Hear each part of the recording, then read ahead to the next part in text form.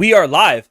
Hello, everyone, and welcome to episode number 48 of Anime Club After Dark's WTF series, a chance for us to get together and talk about things outside the anime world that have been on our minds and to answer your questions from Discord.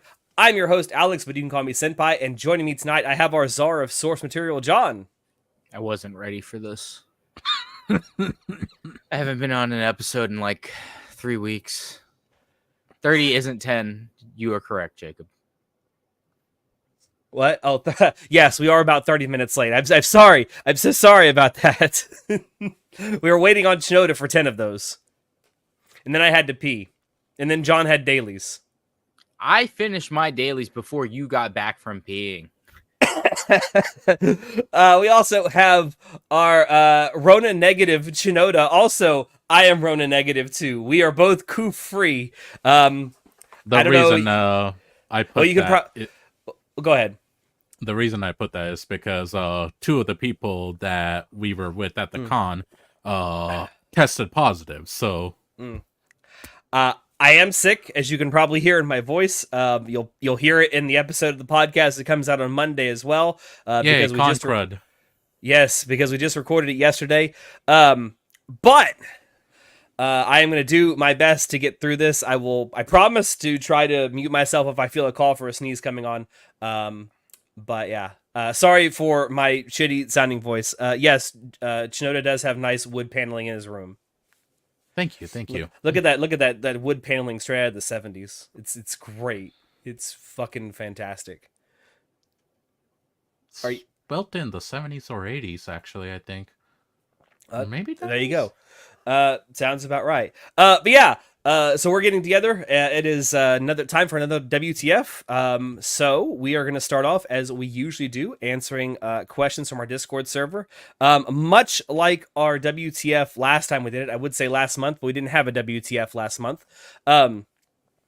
I have not been able to, I won't get to every single question that's been asked, but I will get to most of them. If you don't hear the question that you asked in our Discord server being asked here, it will be gotten to either next month or the month after that. We're coming up on WTF number 50. I just realized that recently.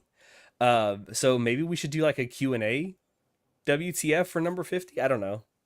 We do have quite a few in our backlog to get to. Don't say that. Classy is gonna just unleash on all of us. Look, I do not disparage the dude for asking us so many questions. And you come up with so many like inventive questions too. They're not just the standard like, what's your favorite color? It's like, here's this hypothetical. Go. This guy. I love it. But speaking of classy, the first question comes from him. He asks, "Let's say that today will be your last meal. I guess we're all dying. What meal would you get if you had to get one from any restaurant or fast food?" Does it have to be a restaurant fast food last meal, or can I just choose like any last meal?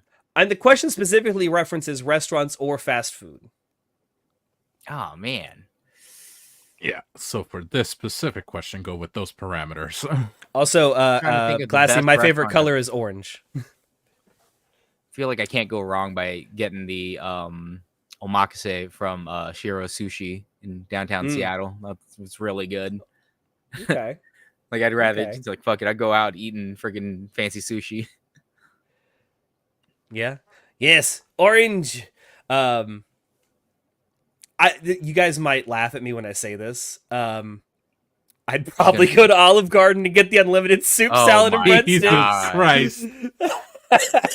So that way, as long as you don't like finish eating, right? I don't die. Sips of soup, you never die. Yeah, exactly. I've figured this out.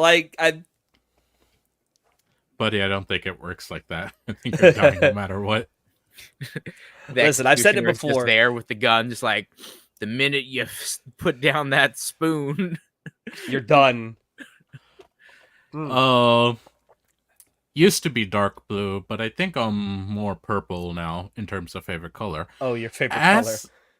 As for a final meal, So whenever one of the times I was in London, we went to this market, and it had like this Michelin star restaurant, just like in the middle of the river.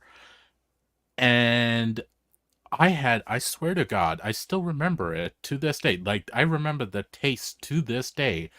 A chicken pot pie that was probably the best, most delicious chicken pot pie I've ever had in my life. I mean, that thing is seared into my mind as like the single best pie I've ever had. I I do like a good cannot chicken pot pie. I cannot imagine my last meal being the chicken pot pie, bro. Like, Oh shit, I You don't would. understand, man. I Like, would. like I've searched that same high since. I haven't found it. Like, I'm pretty how sure I good can a cried. chicken pot pie be for me to warrant it being like, oh, dude, I got to go get it before I die? Like, there's no way. No, it like the sauce was just so perfect. The vegetables were cooked just right. The meat was so fucking tender. It was. I cried, man. I cried. Chili But yeah, cheese that's my fries with a answer. side of 10-piece spicy boneless wings. That's I can respect that. I can I can Oh respect my! that I was gonna choice. order food. I keep getting You sidetracked. squirrel brained fuck. Bro, this is like the second time. It's like actually the third time.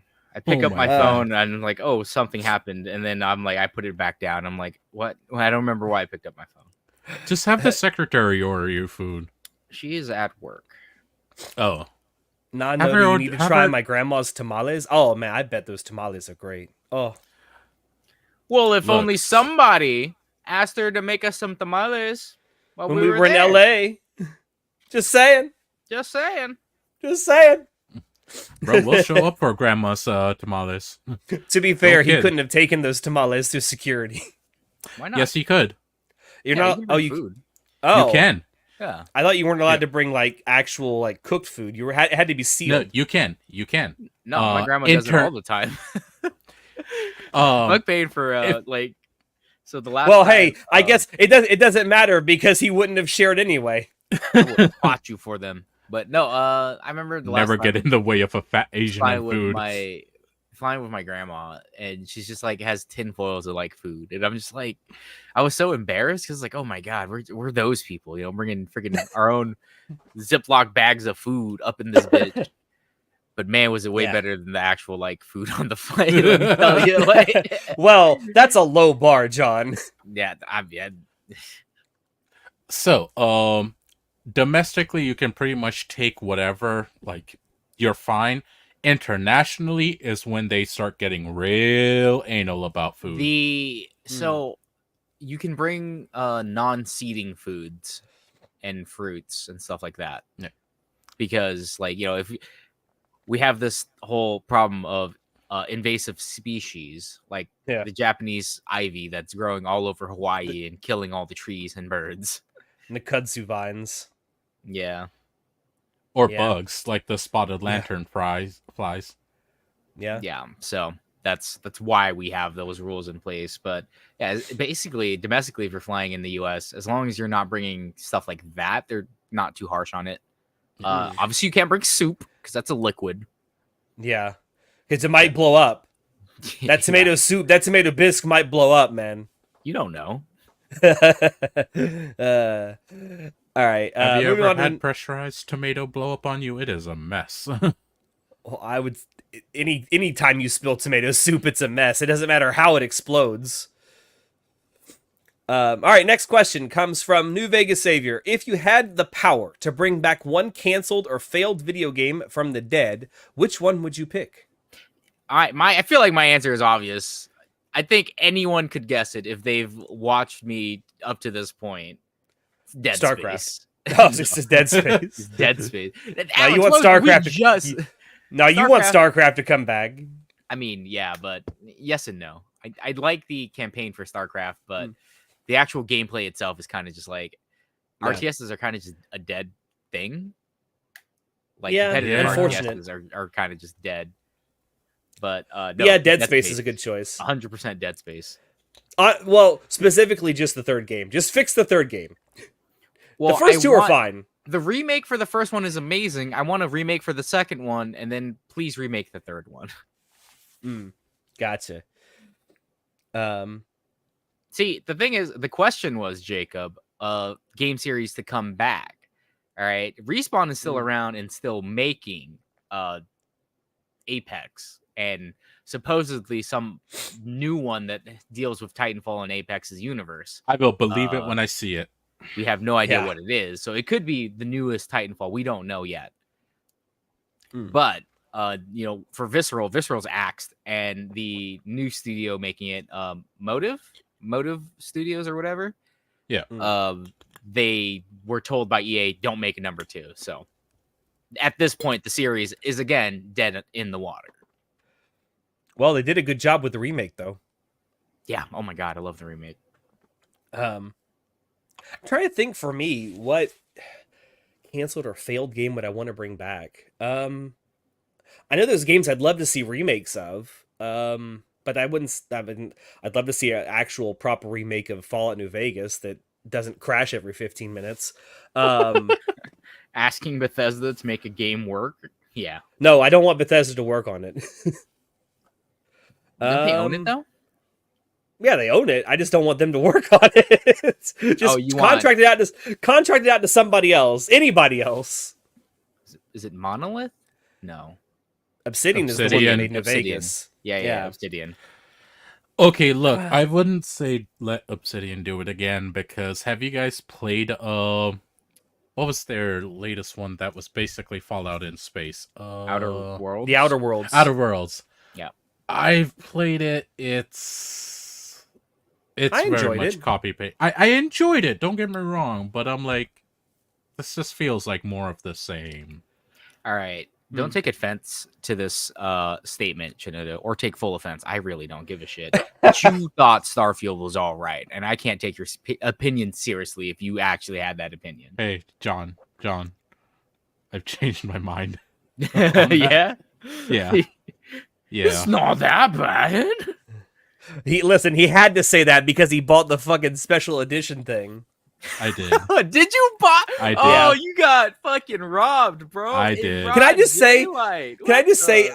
I like the fact that game makers still do like the special editions and stuff, but my god, I feel like if you're going to sell one, you owe it to the people that buy it to sell them a physical fucking copy of the game.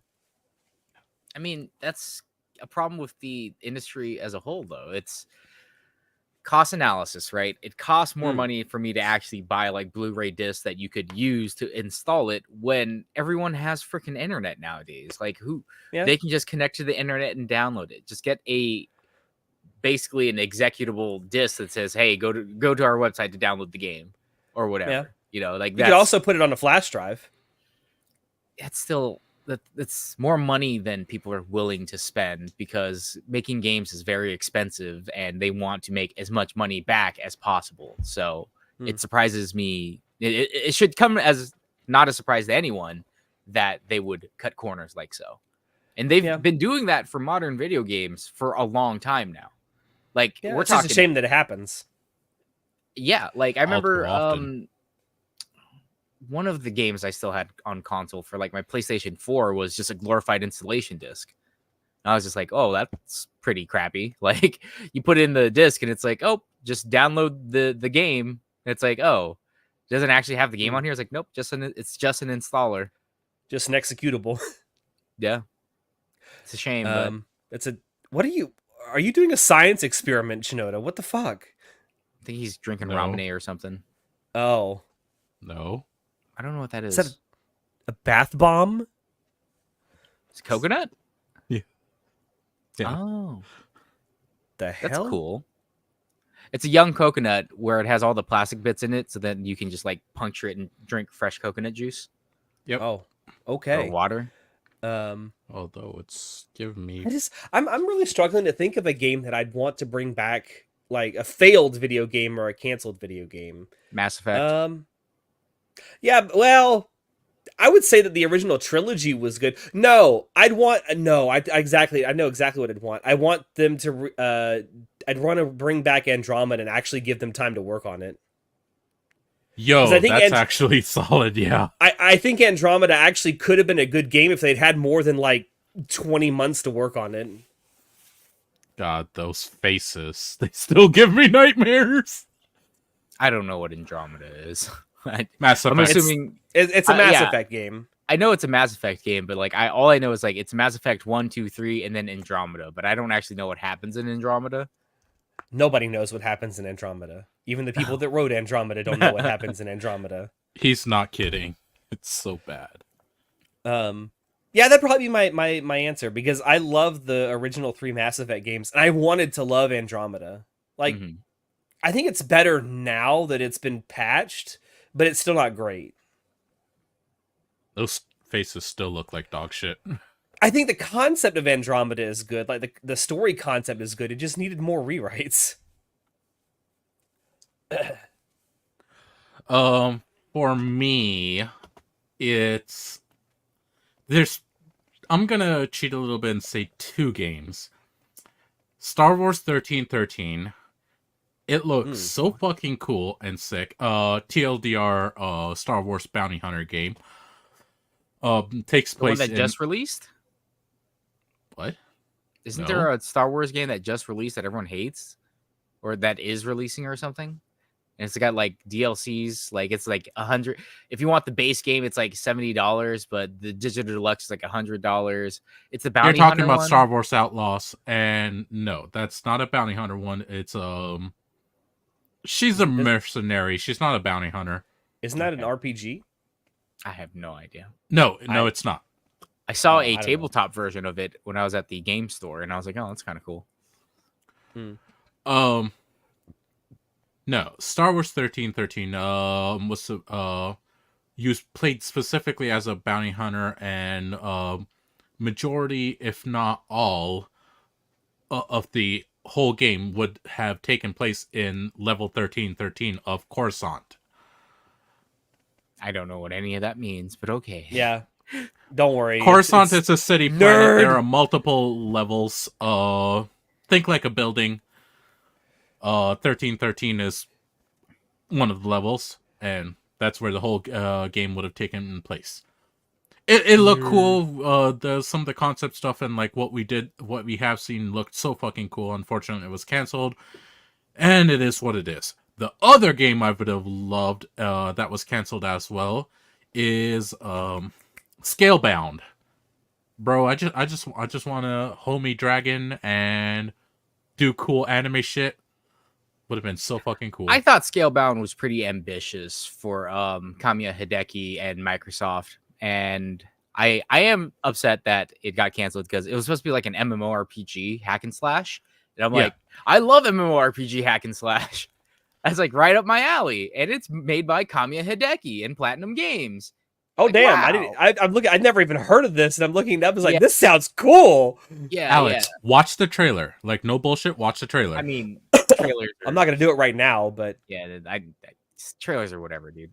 Turn it out. No, that's true. But the concept alone was like, I'd play the fuck out of this. But yeah, then Microsoft was like, nah, we're done. Just a shame. Oh, I just thought of another game I would have liked to have seen that was canceled. Star Wars Knights of the Old Republic 3. Because Knights of the Old Republic 2 ends on a fucking cliffhanger that we never got a resolution for. I should really play KOTOR. Yeah, same. Yeah. Like, I know everything about it, so I don't need to, but I love to. I should play it just because. Yeah, they're those 2 great games. They're both on Steam. You can run the second one no problem on a modern system. The first one, good luck. You need like 80 mods to get it to run properly. I mean, that's kind of what happens when you have games that are old. Yeah.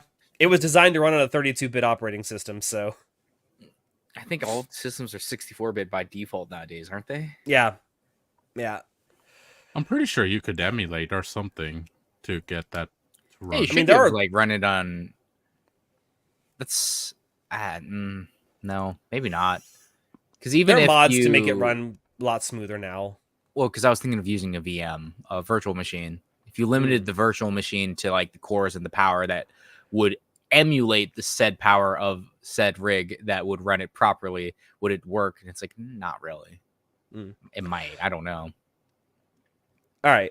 So moving on to the next question, which is kind of related to this one, also from New Vegas Savior. What's a game that you were excited for, but it was a disappointment when you finally played it?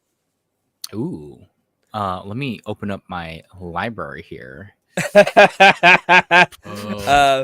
Cyberpunk 2077. Oh Okay. yeah. Oh my god. You were because did you played it after watching Edge Runners? Or did you play it before? I played it. Yeah, I played the game after watching Edge Runners. Now to be fair, I also watched a lot of other streamers play the game right after it came out. So for me, I knew Edge Runners, Cyberpunk was going to be bad because I could see the writing on the wall with like It was so ambitious. Well, not just Yeah, the ambitiousness of it, but the writing on the wall for a lot of the development. I'm just like, this seems like it's going to be terrible because of that. And I was right. And it's like, oh, wow. Who would have guessed? I think everyone had hope because it was CD Projekt Red. That's why everyone was ignoring the red flags.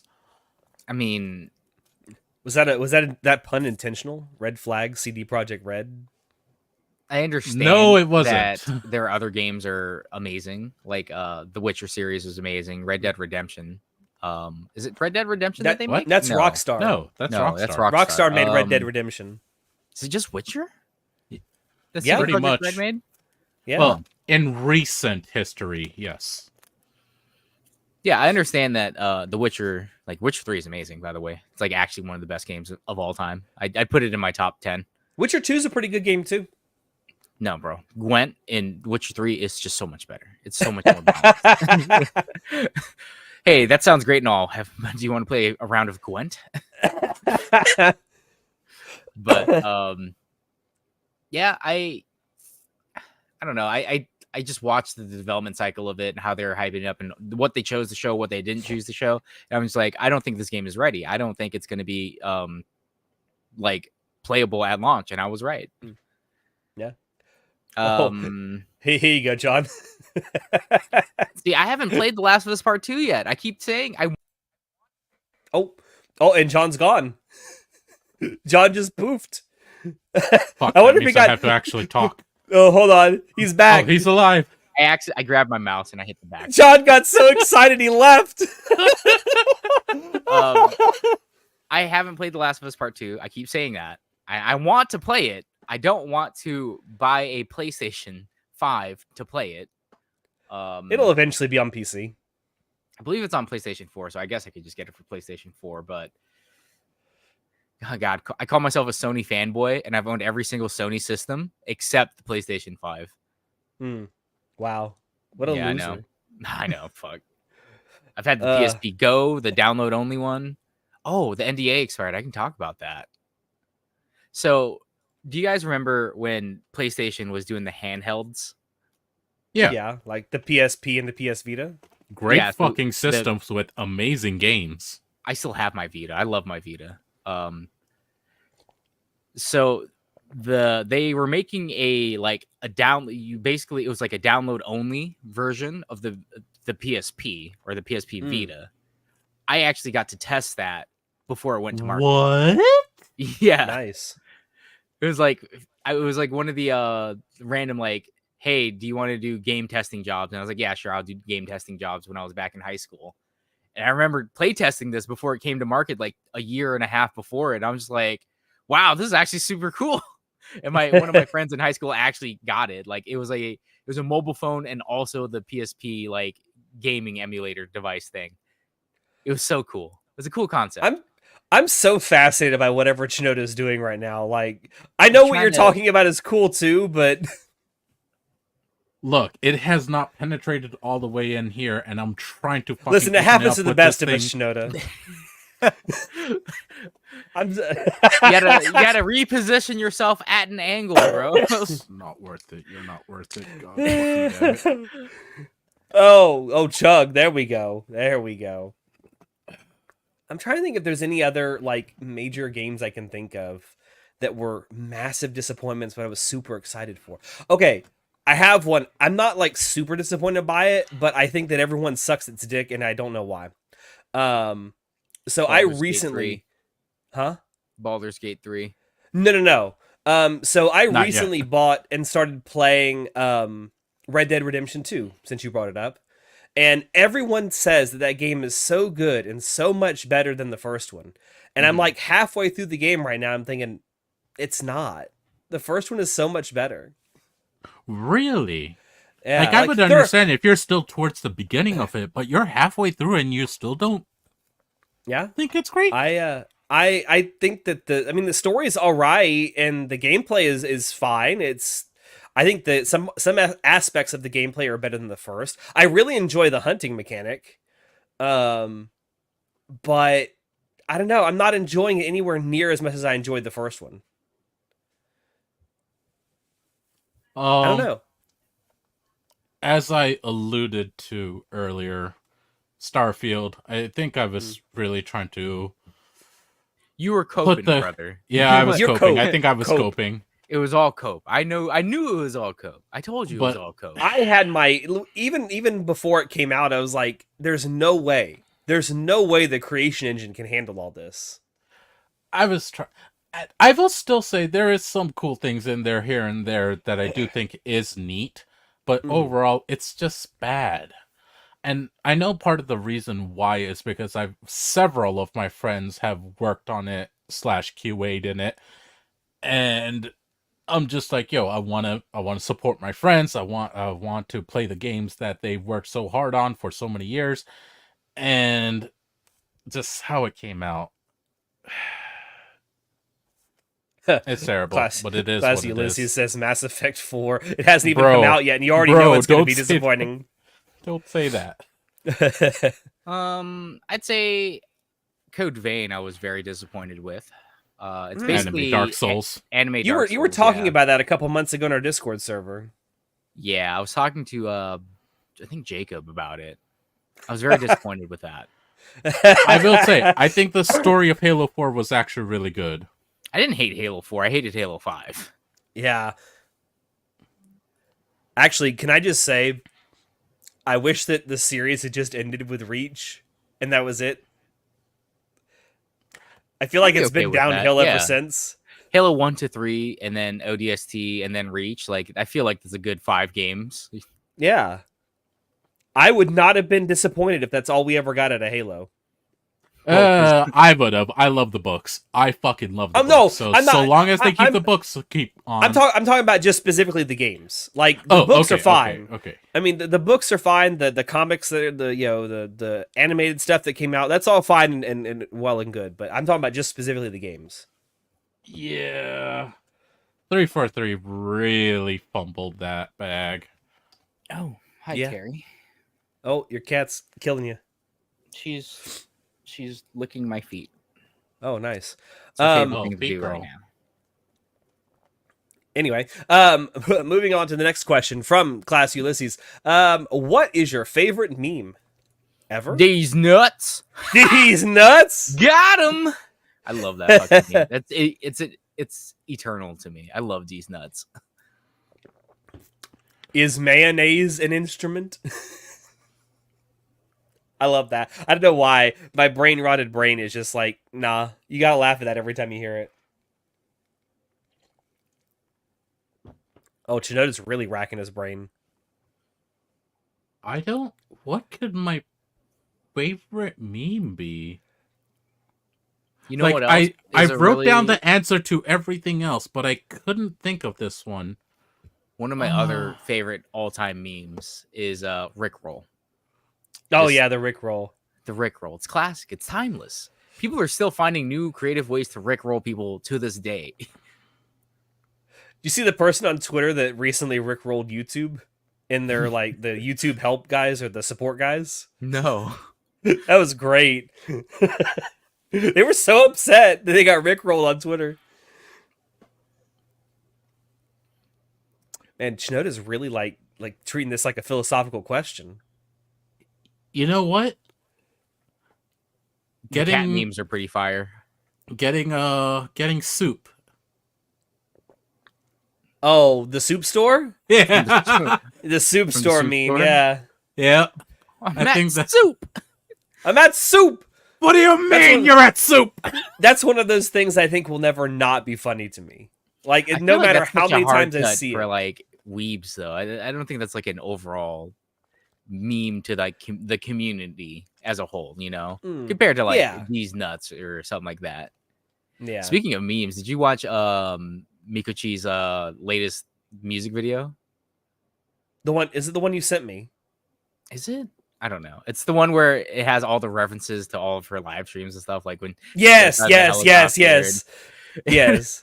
in the intro thing, someone creates her as like the girl running away with the medicine meme, and it's so funny. And I'm just Yes. like, this entire video is just jokes, and I love it. It's all just callbacks to like being part of the live streaming community, like in her specific live stream community, like all these moments. Yeah. My favorite memes are from Homelander. I recently started watching The Boys. Fascinating show. I want to watch it, but my hype aversion is really killing me. Mm. It's like I'll when be I glad watch to tell you there's not really that much hype behind it anymore. because people hate it. Oh man, now I can watch it because people hate it. The I can be tides have turned. contrarian. Well, okay, so it's not the fact that people necessarily hate it. It's in its 4th season now. Yes, So- the 5th season is going to be the final one. Yeah, so like, as you know, there's drop-offs every season, and because of how many more seasons there are, more drop-offs that tend to happen. And there's just not as much talked about nowadays. Well, like so Invincible, for example. I remember when Invincible came out, everyone was fucking dick talking riding. about it. The Like, dick riding. Not just people who watch cartoons, all right? I'm talking people at work, like middle-aged men working in a factory were like, have you seen that new show on Amazon? It's called Invincible. It's crazy, bro. And I'm just like, I'll go watch it. And I watch it and I'm like, Yeah. Okay. Like it's not bad, but why did everyone fucking say it was so good? It's like, oh, it's because it's all violent and it's like an anti-comic book. And I'm like, I mean, not really. Have you read all the comics out there? That's not the case. I didn't understand why it was so popular. Other than like it's violent. And like the storytelling itself wasn't awful. The animation was pretty decent. There's some funny fucking memes, you know, like think, Mark, think. The performances by oh my god, what's his name? He's J. always- Jonah Jameson. Yeah, J. Jonah Jameson. Oh my god, I should know this guy's name. Something Simmons. J.K. Simmons. Simmons. Is it J.K. Simmons? It's Yeah. J.K. Simmons. Okay. Yeah, like performance by J.K. Simmons was amazing. Yeah, but outside of that, like I'm not interested in watching season 2. Get out It's of better here. than 90% of anime and cartoons. Get Sure, out of buddy. here. Sure, buddy. But anyway, yeah, that's how I feel about The Boys as well. Like everyone's hyped it up, and I'm just like, I know about the general plot points of what happens, and like I understand Some of the memes are basic- good. I understand the basic premise of it. At the same time, though, I was like, I don't really care. Some of the memes are good though. All right, I guess we'll move on to the next question then. This one comes from Class Ulysses. What anime's sequel season is better than its first season? Kaguya-sama season 2 is better than season 1 from a technical point of view. I can't words. Words. From every point of view or aspect, actually, like the writing, the animation, everything was better in season 2. Okay. Let's see. I'm trying to think of other animes that have better season 2s than they do season 1s. Konosuba season 2. Yeah. I can't say. I haven't seen it. Eventually one day I'll watch it. Mushoku Tensei's second season I thought was better than its first. That is the. I don't know. Well, okay, at least similar in quality. No, it's definitely similar in quality, but the question is it better? Yes, And this indeed right here. Snafu season 2. I've Oh, heard of so that. good. Yeah. Oh, Dragon Maid. That's my choice. Mm, Dragon Maid season 2, I think, is better than season 1. okay. Trying to think of any others like recent anime where they've had multiple seasons that the second season has been better than the first. But I can't really think of any others that recent anime. Hari. 8 episodes are exactly the same. Endless 8. Yeah, no, no. I Thank you. I still could not imagine watching that week to week and not thinking you're getting trolled. Anyway, That one time anime gaslit the entire community.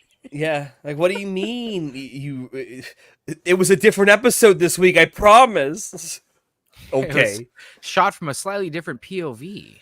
Yeah, slightly different angles. What do you mean it's a completely different show? All right. Next question also comes from Classy. If you were given the chance to explore the ocean or space, which would you choose? Probably the ocean, because most of space is empty, so you wouldn't be really finding much. Yeah. Mm. So Space is vast.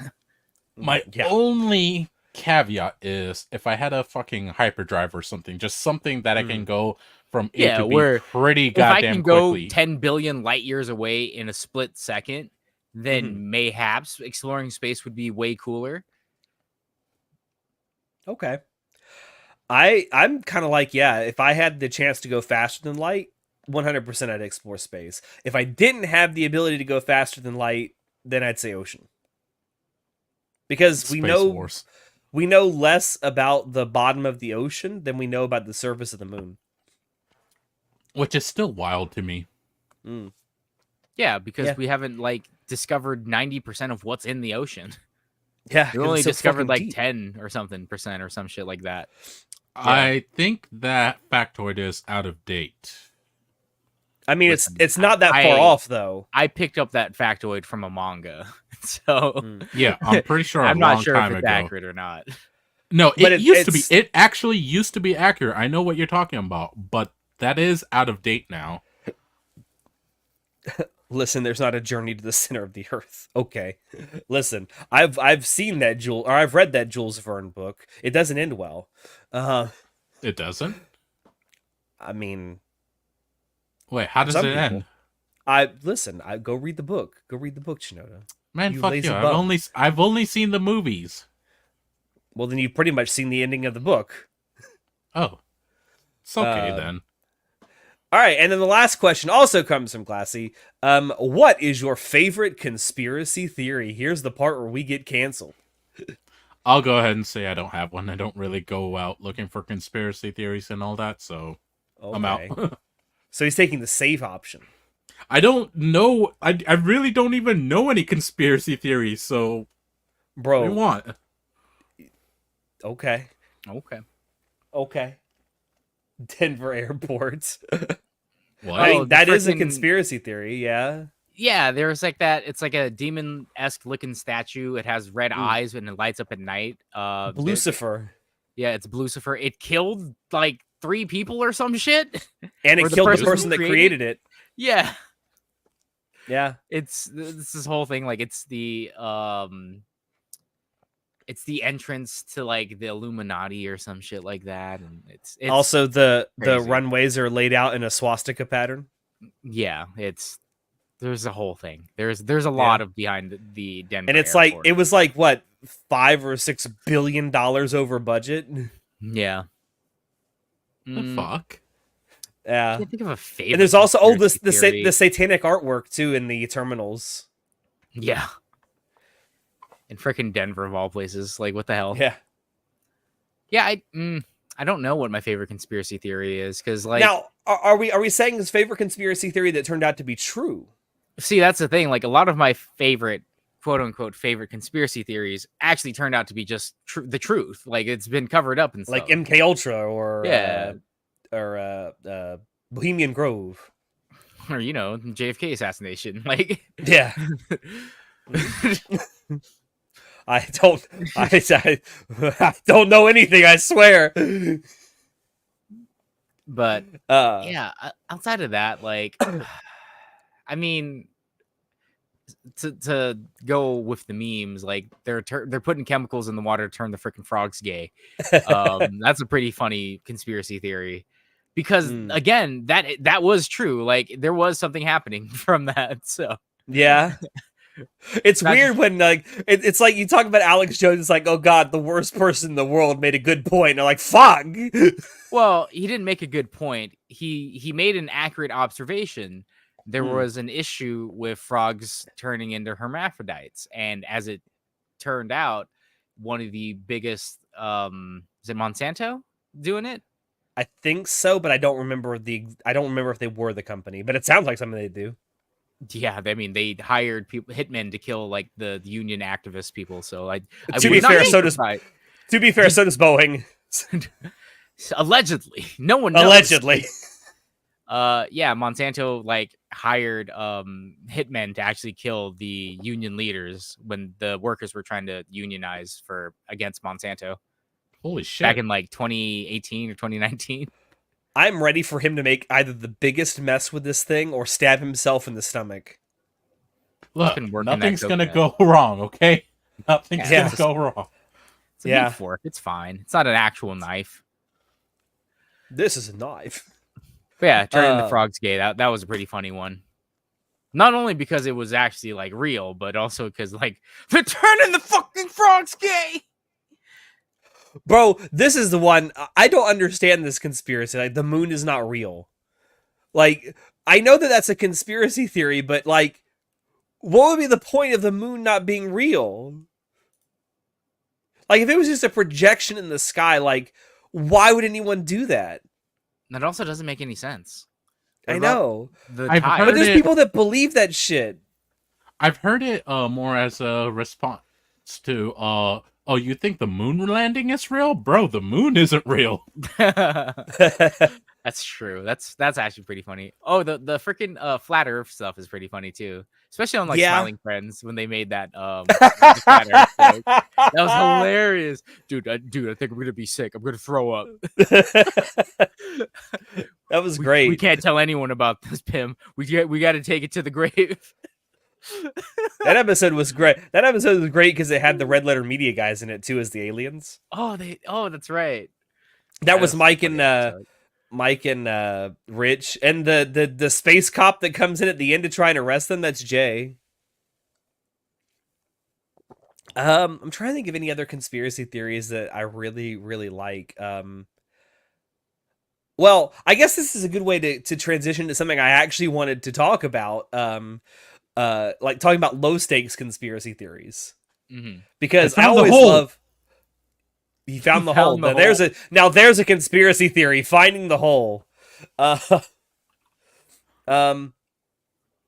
But yeah, like, do you guys have any like low stakes conspiracy theories like that you believe in? Like, for example, are you okay there? I He's think so good. that companies that tell you to preheat your oven are just trying to make you spend more electricity. Yes, that's exactly the kind of thing I'm talking about. That's so I- fucking stupid. I have cooked food without preheating, like with my air fryer. I cook food all the time without too. preheating it, Too. and it comes out fine. You just got to watch Fine. it a little bit more carefully, and It's it doesn't run perfectly nearly fine. as long. Like I'm saving myself like that 5 minutes of time. Yeah. That's not how And this electricity shit works. cost.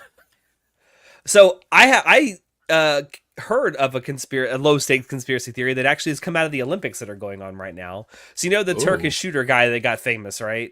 Yeah, For not He's having a any hitman. like. Well, no. Well, that is one conspiracy theory. No, the low stakes conspiracy theory is that the reason he doesn't wear any of that special equipment is because he's blind in his left eye, but he doesn't tell anybody because he doesn't want to compete in the Paralympics. that would be hilarious. That would genuinely be So hilarious. he's pretending not to be blind in that eye, and just be a good shooter. That dude is pretty cool though. Like doing all that shit without any help, and he looks so cool doing it too. He looks so fucking cool. There's a reason he became an international meme. Also, that one chick that had like the most like plus 100 aura.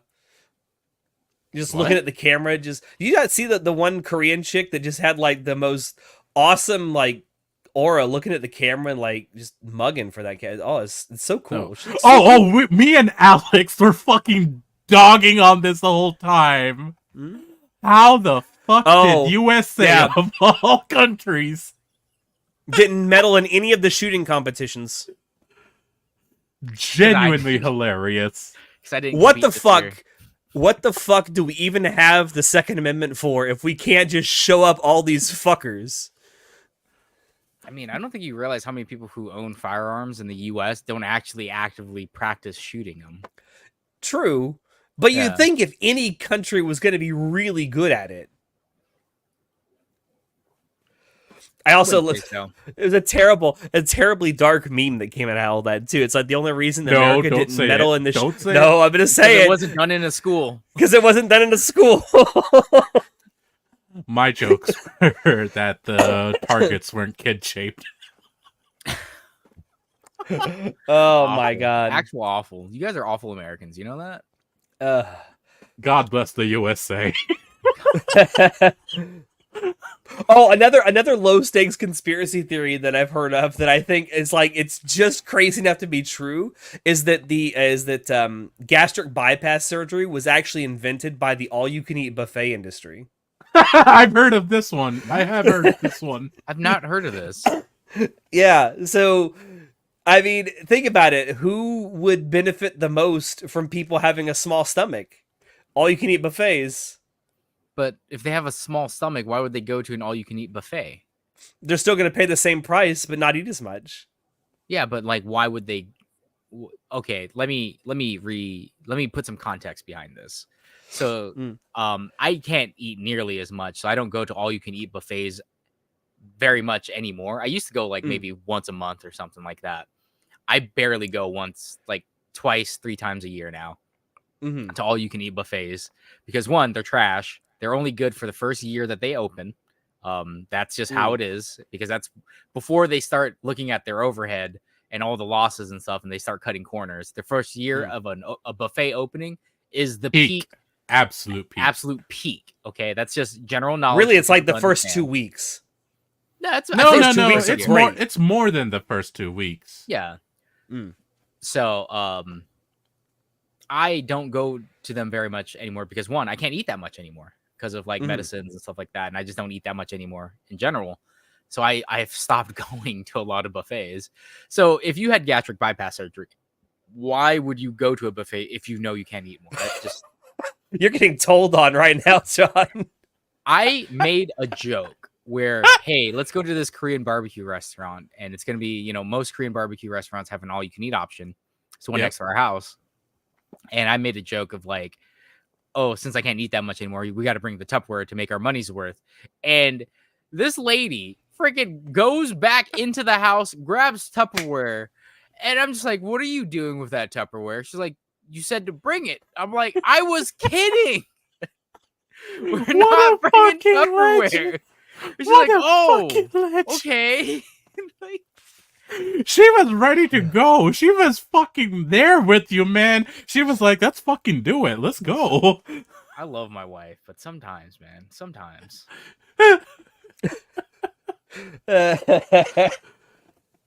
Oh my goodness. Cece's Pizza, a buffet pizza. Listen, I haven't eaten a Cece's in a while. I'm like John, though. Like, I used to eat at buffets more often, but I don't anymore. Not necessarily because I think they're nasty, because, listen, I'll eat nasty food if it's cheap. I don't care. It's just because, like, I don't like how I feel after eating at a buffet because it encourages me to overeat. That's the whole point. I know. USA. I don't know. I don't like being miserably full. I like being comfortably full.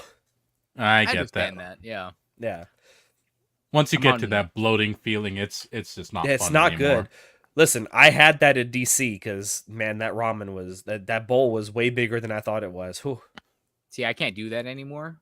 Eat until I'm bloated like that because I will actually throw up thanks to my medicine. Yeah. as a side effect Well, of my medicine. And it's like, all right, that great. could be a blessing or a curse, depending on how you look at it, I guess. Look, for us fat Asians, that's like the worst curse you can inflict. The worst. I can never eat until I feel bloated full ever again. I had to retrain my body to not overeat, which is a good thing. It's helped me lose weight, but just like Overall, good thing. Morally, it hurts. It hurts here. it hurts my soul. Went from 302 to 273. Wow, Oh, congrats. Good job. Wow, yeah, wow, very congrats. I'm in the middle of trying to get more fit myself, and I'm getting so frustrated because like I can gain the muscle, but like this midsection fat is not going anywhere. You gotta do cut. Like lean Cut beef. like cocaine? No, you gotta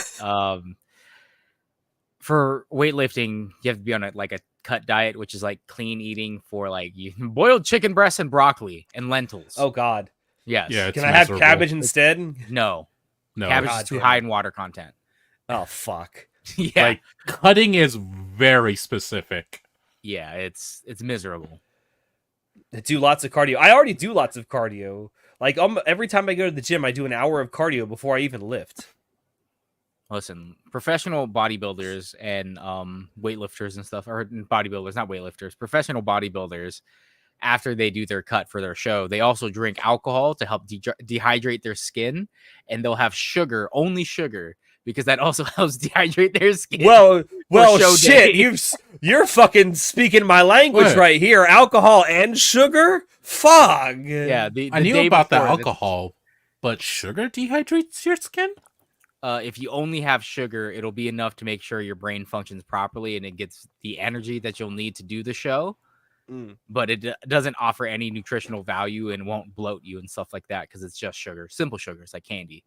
So alcohol and candy before the show, do that. So what you're One of saying the is secret before of I the industry.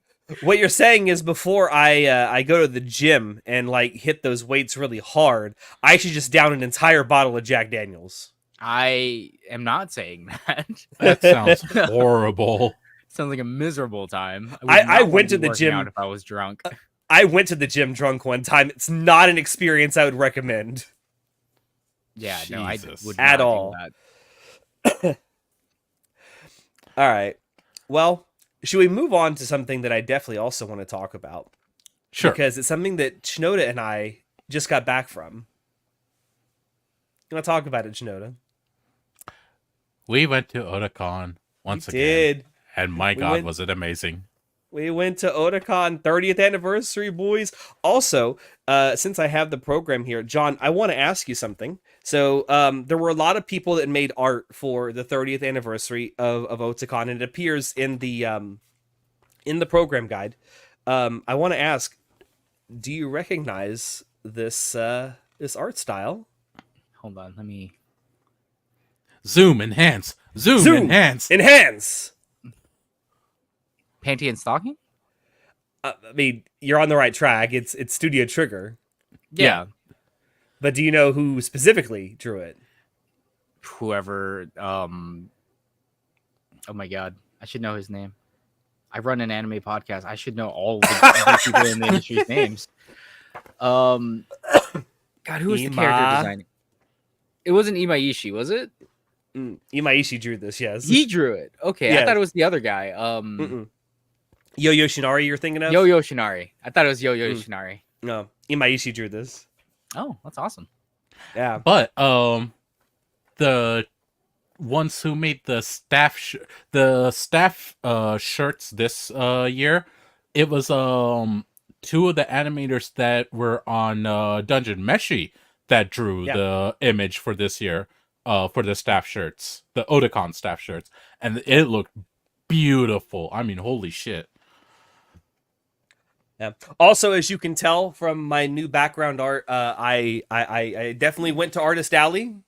Yeah.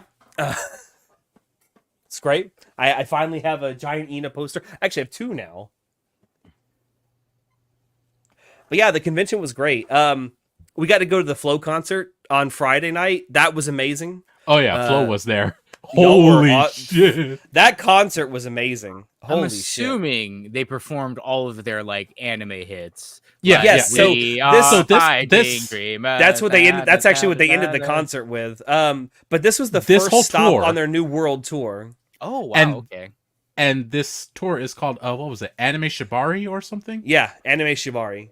Yeah, basically all their popular anime songs is what they're Did they do is what they're doing. the song from Eureka 7?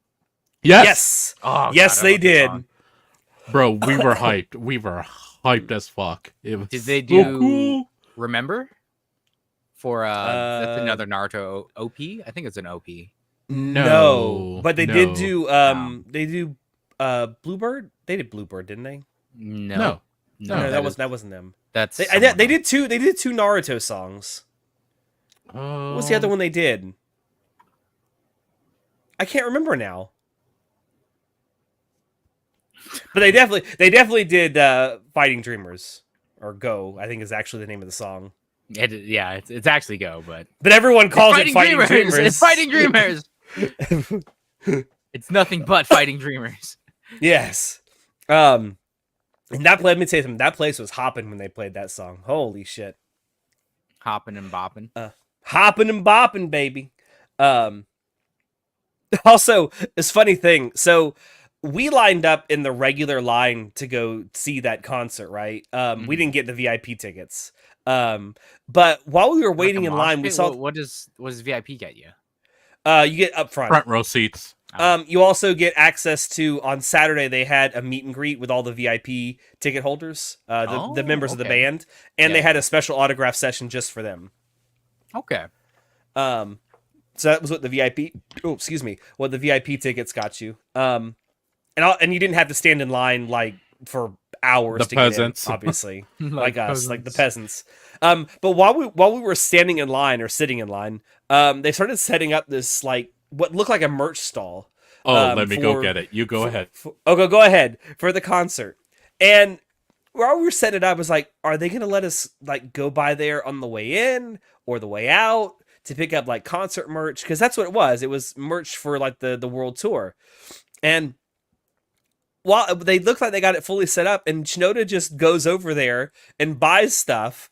And so a couple other people around us start to do the same thing. And they come back and they said, oh, it's just for VIP members. So With confidence. they didn't even check Shinoda's like he just walked over there with complete confidence. It's like, can I get this, and this? And like, oh sure, sir, here you go. Hey, that's how it. Like that's great though. It's amazing. Where's the merch? Yeah. Did you tell them Yeah. about how me and Kim snuck in? Yes, how you snuck over to the merch table and you didn't have VIP tickets, but they gave it to you anyway. That's what confidence gets you. Yeah, we just walked in there and the guy asked us, "Hey, did you guys come from that line?" And we were like, "Yeah, we did." Like he let us in, and he's like, "Okay," and just walked away. And we're like, "Yes." We didn't realize it was VIP only until after fact, though. So yeah, got this. It's super cool. Did you get any of the shirts? Yes, I did. Okay. I'm about to show that off next. They obviously light up and all that as well. Let's see. That's not the right shirt. He got so much stuff, he's got to go through it all. That's not the right shirt. Hold on. Anyway, while he's going through his 50,000 items that he bought, I still can't believe that we got in. But we did have to line up like 2.5 hours before the concert started. Oh, what kind of seats did you get for waiting 2.5 Like hours? midway back. Like That's not bad. no, Wait, freaking Anime Expo. yeah. I will we were, never like, not be shitting on Anime Expo. Like, So I was gonna tell you about that. So last night we were recording new episode of the podcast is gonna come out later with Ian, right? And Ian was at Anime Expo and he was telling us about it after we were done recording. Apparently a lot of our complaints with Anime Expo when we went back in 2017 have actually been addressed. He said there were very thanks. Welcome back. and he said that there were like the lines were nowhere near as long as we were describing them anymore. They don't have you wait outside for stuff anymore. So yeah, I was like, cool. If a lot of that stuff has been addressed, that's nice. Anyway, show us your shirt. This is There the it first is. one. And They can't say no to money. Yeah, they said no to a lot of people's money. yeah, seriously, like as soon as other people tried, they reject them, and me and Kim just looked at each other. Holy Right. shit, we might have been the only ones to get in. And this is the other one, which I fucking love. We are fighting dreamers. Yeah. It's genuinely sick. Love it. I put that one on during the concert. I also got a chance while I was there to go to a panel that was being hosted by the producers of Camp Season 3, which I was super hyped for. That particular panel was about how they went across Japan scouting different locations that appeared in the anime. Mm-hmm. And the process of like actually scouting, doing research for these places. They took, so at all the places they scouted, they took a handful of 8K cameras with them to take photographs, and they actually like blocked and set up the shots for how they're going to appear in the anime.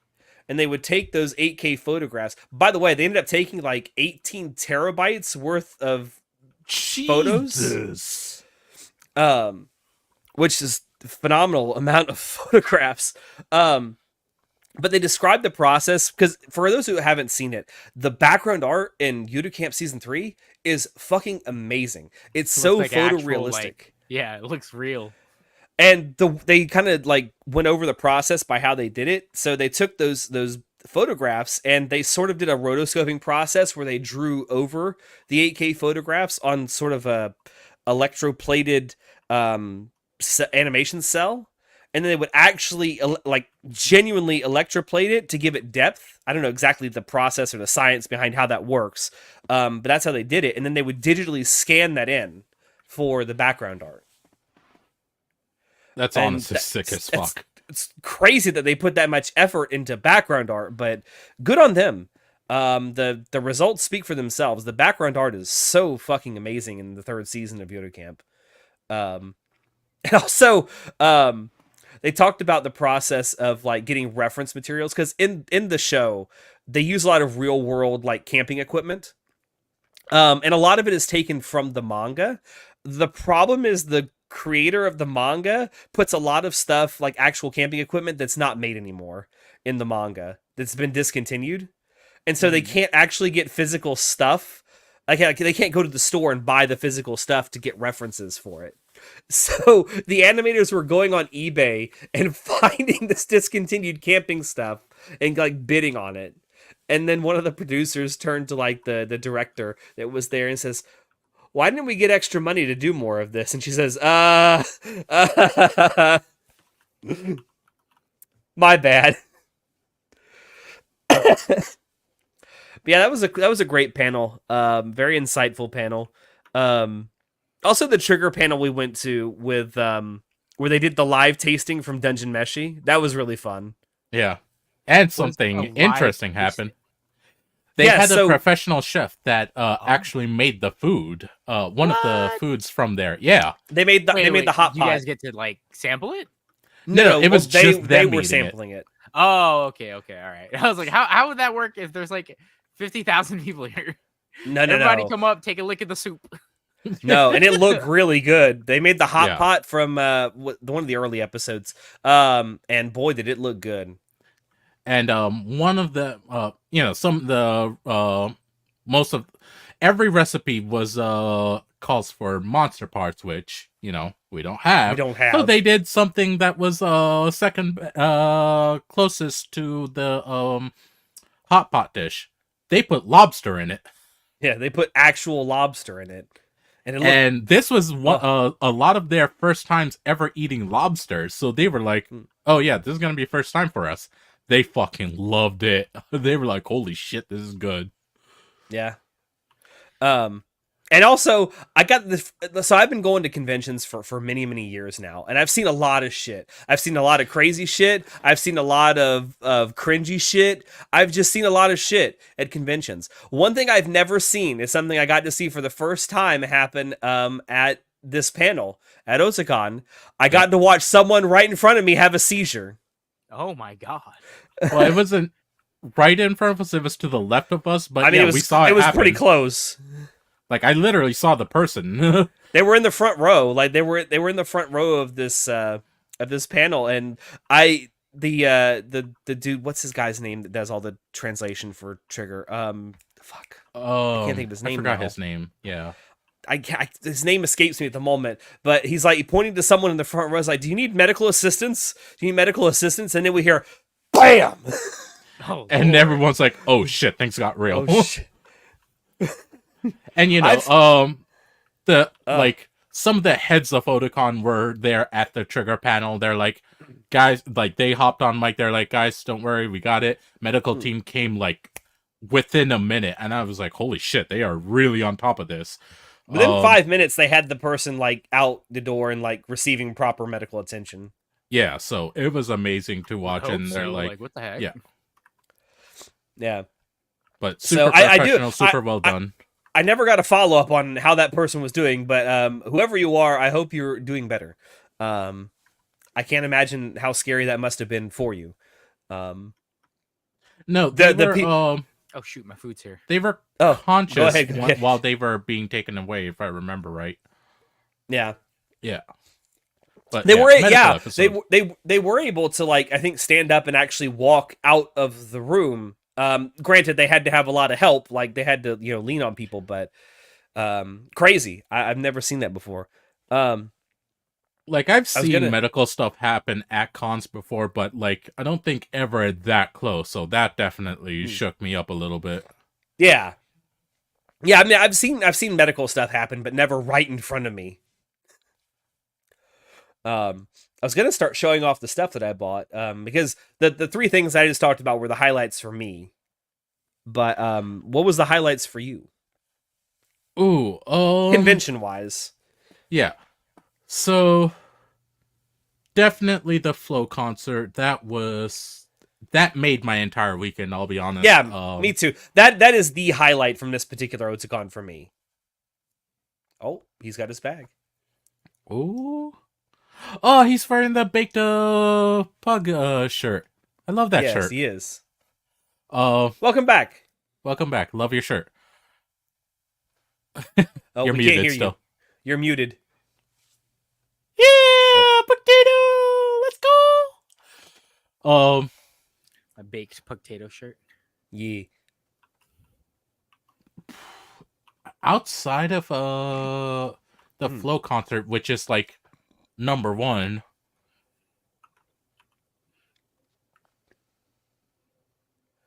I think Bro, it was going to the panel I went to, which John actually knows about because I was talking to him while it was happening. Garbage. The director, Fucking shut the lame. fuck up, let me speak. The author, the director, one of the voice actors, and I want to say one of the key animators. Yeah, one of the key animators for The Wrong Way to Use Healing Magic came to the con, and I was like, oh, okay. Like, at first I saw the panel, I was like, okay, like, they're talking about this B tier anime, and then I looked at the summary, and it's like, no, the author, the director, key animator, and I'm like, the fuck? What? What's going on? I went there, it was really cool, and one of the fun facts that I didn't know, one of the voice actors that were, the voice actor that was there, I didn't realize, some of the other voices he's done, he's Choji from Naruto. And I was just like, what the fuck? And like, he even did a Choji reference at some point. I'm like, oh fuck, it is Choji. So that was really cool. during that panel, there was karaoke going on in the room behind us, right? And while we were waiting for someone to find something on their computer, a Cruel Angel's thesis was playing in the background. Like someone was just singing that, and Joji just started fist pumping, and I'm like, "Yo, let's go!" It was so cool. It was just one of those like funny anime convention moments that like you will never experience unless you're there. And I was just like, "This is so fucking cool." That was cool. Otherwise, I think the main thing was that I got to see so many friends and hang out with so many people. I think it was just fun as shit, and like Yeah. got to talk to so many of our people, and I was just like, yeah, that's cool. Our Yeah. people. Our people. No, it is like here's the thing, like you go. I will say this. I'm one of those like few exceptions where like I can still talk to normies about whatever and be fine with it. A lot of weebs can't do that. But like when I'm at a convention, I can talk to literally anyone about whatever, and they can talk back because it is our people, and I fucking love that. It's the highlight of conventions to me. Just talking to absolute strangers, and everyone knows what the hell they're talking about. Well, I don't want to end this on a downer, so I'll save like the merch haul for the end here. I do want to point out some criticisms. I did have a vote on. Hi, Mom. My Hi, mom is in the Judy. chat. Hi, Mother. I did want to point out some criticisms I did have about this Otan. First off, from what I gleaned from both the closing ceremonies, because Chinodi, you went to that, and from hearing other people at the convention, there were something around 46,000 people that showed up, Yep. which is the most Otacon's ever had. I have to say, if this is true and they didn't inflate the numbers in some way, it never felt like it. I could have sworn there were less people there. They did last inflate the numbers a little bit because it's counting everyone, including like vendors, including the staff that were there. So the numbers are like slightly inflated.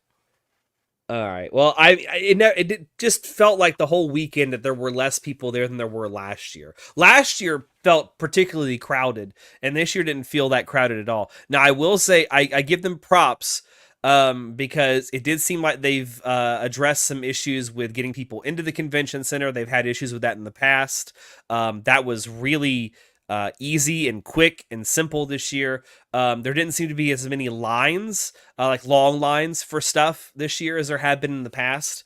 That was good. Even for the featured events, like I feel like the way they handled the lineup for Flow and for the trigger panel we went to was handled very, very well. Apparently there were some issues toward the end of the lineup for the trigger panel because people weren't exactly sure where the line ended.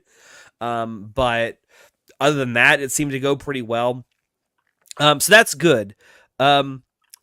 I will say something I've noticed over the last several years at Otakon and is becoming somewhat alarming to me. Now, I know there's people that go to conventions for various reasons, and maybe I'm alone in this, but there were less industry people there this year than there has been, I think, ever since they've been doing it at Washington, D.C. Yes. There was Discotech, Dark Horse, Manga Gamer, Gamer Sups, if you want to consider that an industry appearance. They're kind of their own thing. I wouldn't even. Yeah, I don't know. There was one other one. Shit. No, I can't remember. But anyway, there wasn't anyone else. It was no. I guess Kinokuniya maybe, but that's not really an industry thing.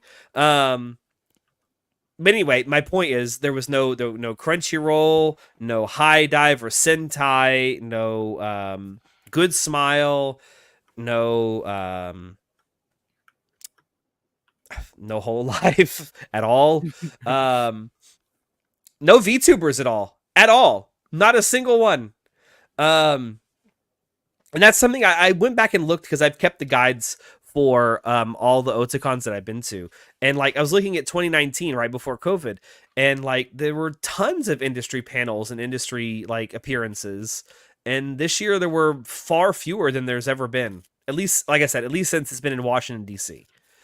Um, Now, I know that Otakon kind of prides itself on being like a fan run and fan operated convention for fans by fans, and that's great. I think that's fantastic. But I think you should balance that out a little bit with more industry stuff. I actually agree. Me and Alex had a whole talk about this while at the convention. I agree with this. Like, while it does, I don't need a industry run con. I don't. But like, I like to see a little bit of the industry represented there, like a little bit more than what we did have. Yeah. Like what we did have was like, cool, nice. I want a little bit more. I wanted a little bit more like the older days when we had more people there. Yeah. Now Crunchyroll, we already know it's because of SDCC, and like that's literally a week apart. There's literally no way in hell they can. And then Otakon is sandwiched in between both that and Anime NYC at the end of the month. Yep. Which is unfortunate for Otakon. Maybe next year, with it being like an extra week in between the two, maybe that'll help and let them go there. I don't know. I seriously doubt they would. It'd be cool, but I seriously doubt it. The thing that baffles me, and this is like ever since VTubers became a thing, there has never been VTubers at Otakon. Ever. And there weren't any this year. Bro, you live in a bubble. I keep on telling you. Listen, I don't. They're at Anime Expo. Good for you, VTuber lovers. If Flow can go there, why can't VTubers? Anime Central didn't have any either. Crunchyroll was there selling overstock, right stuff, Blu-rays. Yeah, I don't know. I hope this isn't like a trend in general where like these companies aren't going to the smaller conventions and they're only going to like the giant ones. I mean, like, I could understand it. You got to understand, right? Realistically, money talks. Okay. Yep. That's unfortunately the truth at the end of the day. Setting up event stuff in general is expensive. And it's not just expensive, it's super expensive because you gotta factor in logistics, you gotta factor in costs, just everything about it is beyond ridiculous. A little peek behind the curtain for people who don't do event organizing. Like, for certain things to happen, usually event halls and stuff like that, or like stadiums, for example, require a minimum amount of guaranteed sales for them to open up for a certain amount of time through a certain amount of on a certain day. And anything that they don't make, if they don't make towards that guaranteed like number, you pay for.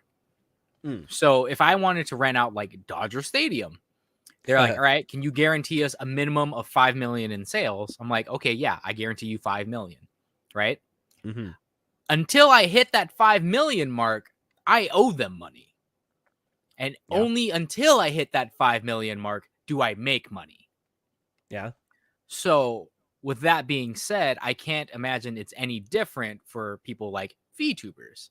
Like, I get that VTubers are really big, but outside of super big conventions, again, can you guarantee that money? You got to think about the trickle down for every single person that's going to be involved in this. Just like when you tour the country for stuff, there are a lot of people involved in you touring the country to do shows.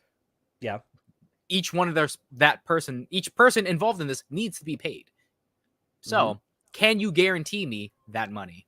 For a lot of people, a lot of VTubers, I would say, outside of the, the top 1% of VTubers, like Hololive and VShojo, the big names, the brand names. I would have said Niji Sanji about a year ago, but that's a sinking ship. Yeah. Oh, my cat is meowing. I think my wife's home. Oh, nice. Hello, wifey. Hello, wife cat. Hold on. Darius, mama home.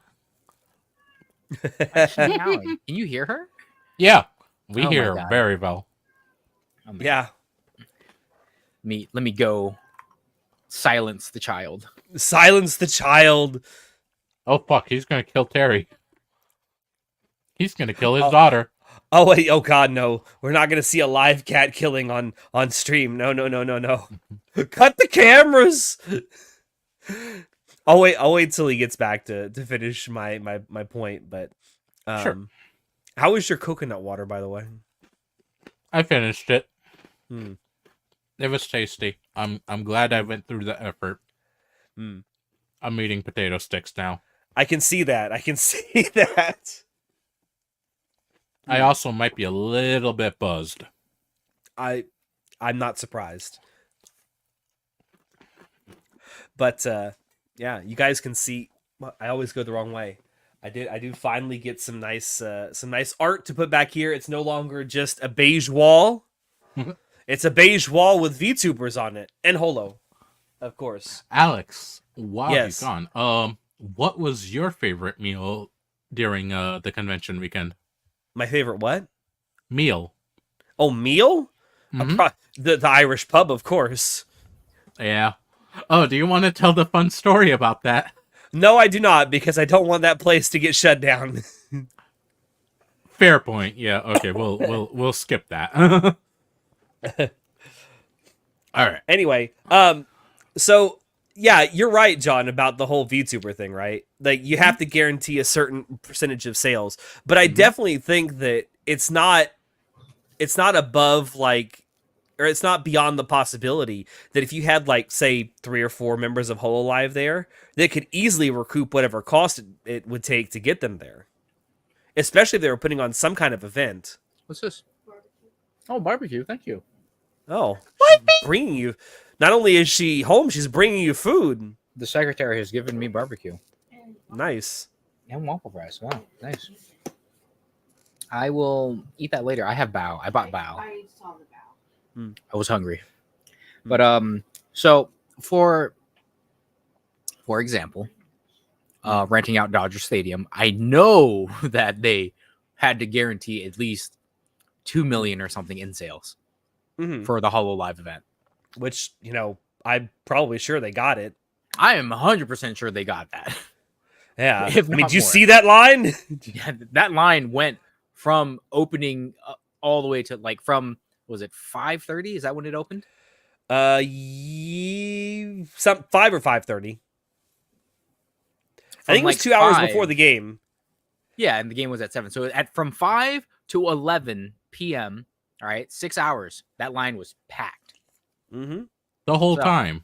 The The whole time. Wow. Yeah. I wonder if they ever ran out of merch. I mean, they probably did some of it. But, idea. yeah, I mean, I feel like HoloLive would easily make up any kind of, or VShojo for that matter, Okay, would make but up anything it costs to get them there. Let's run the numbers.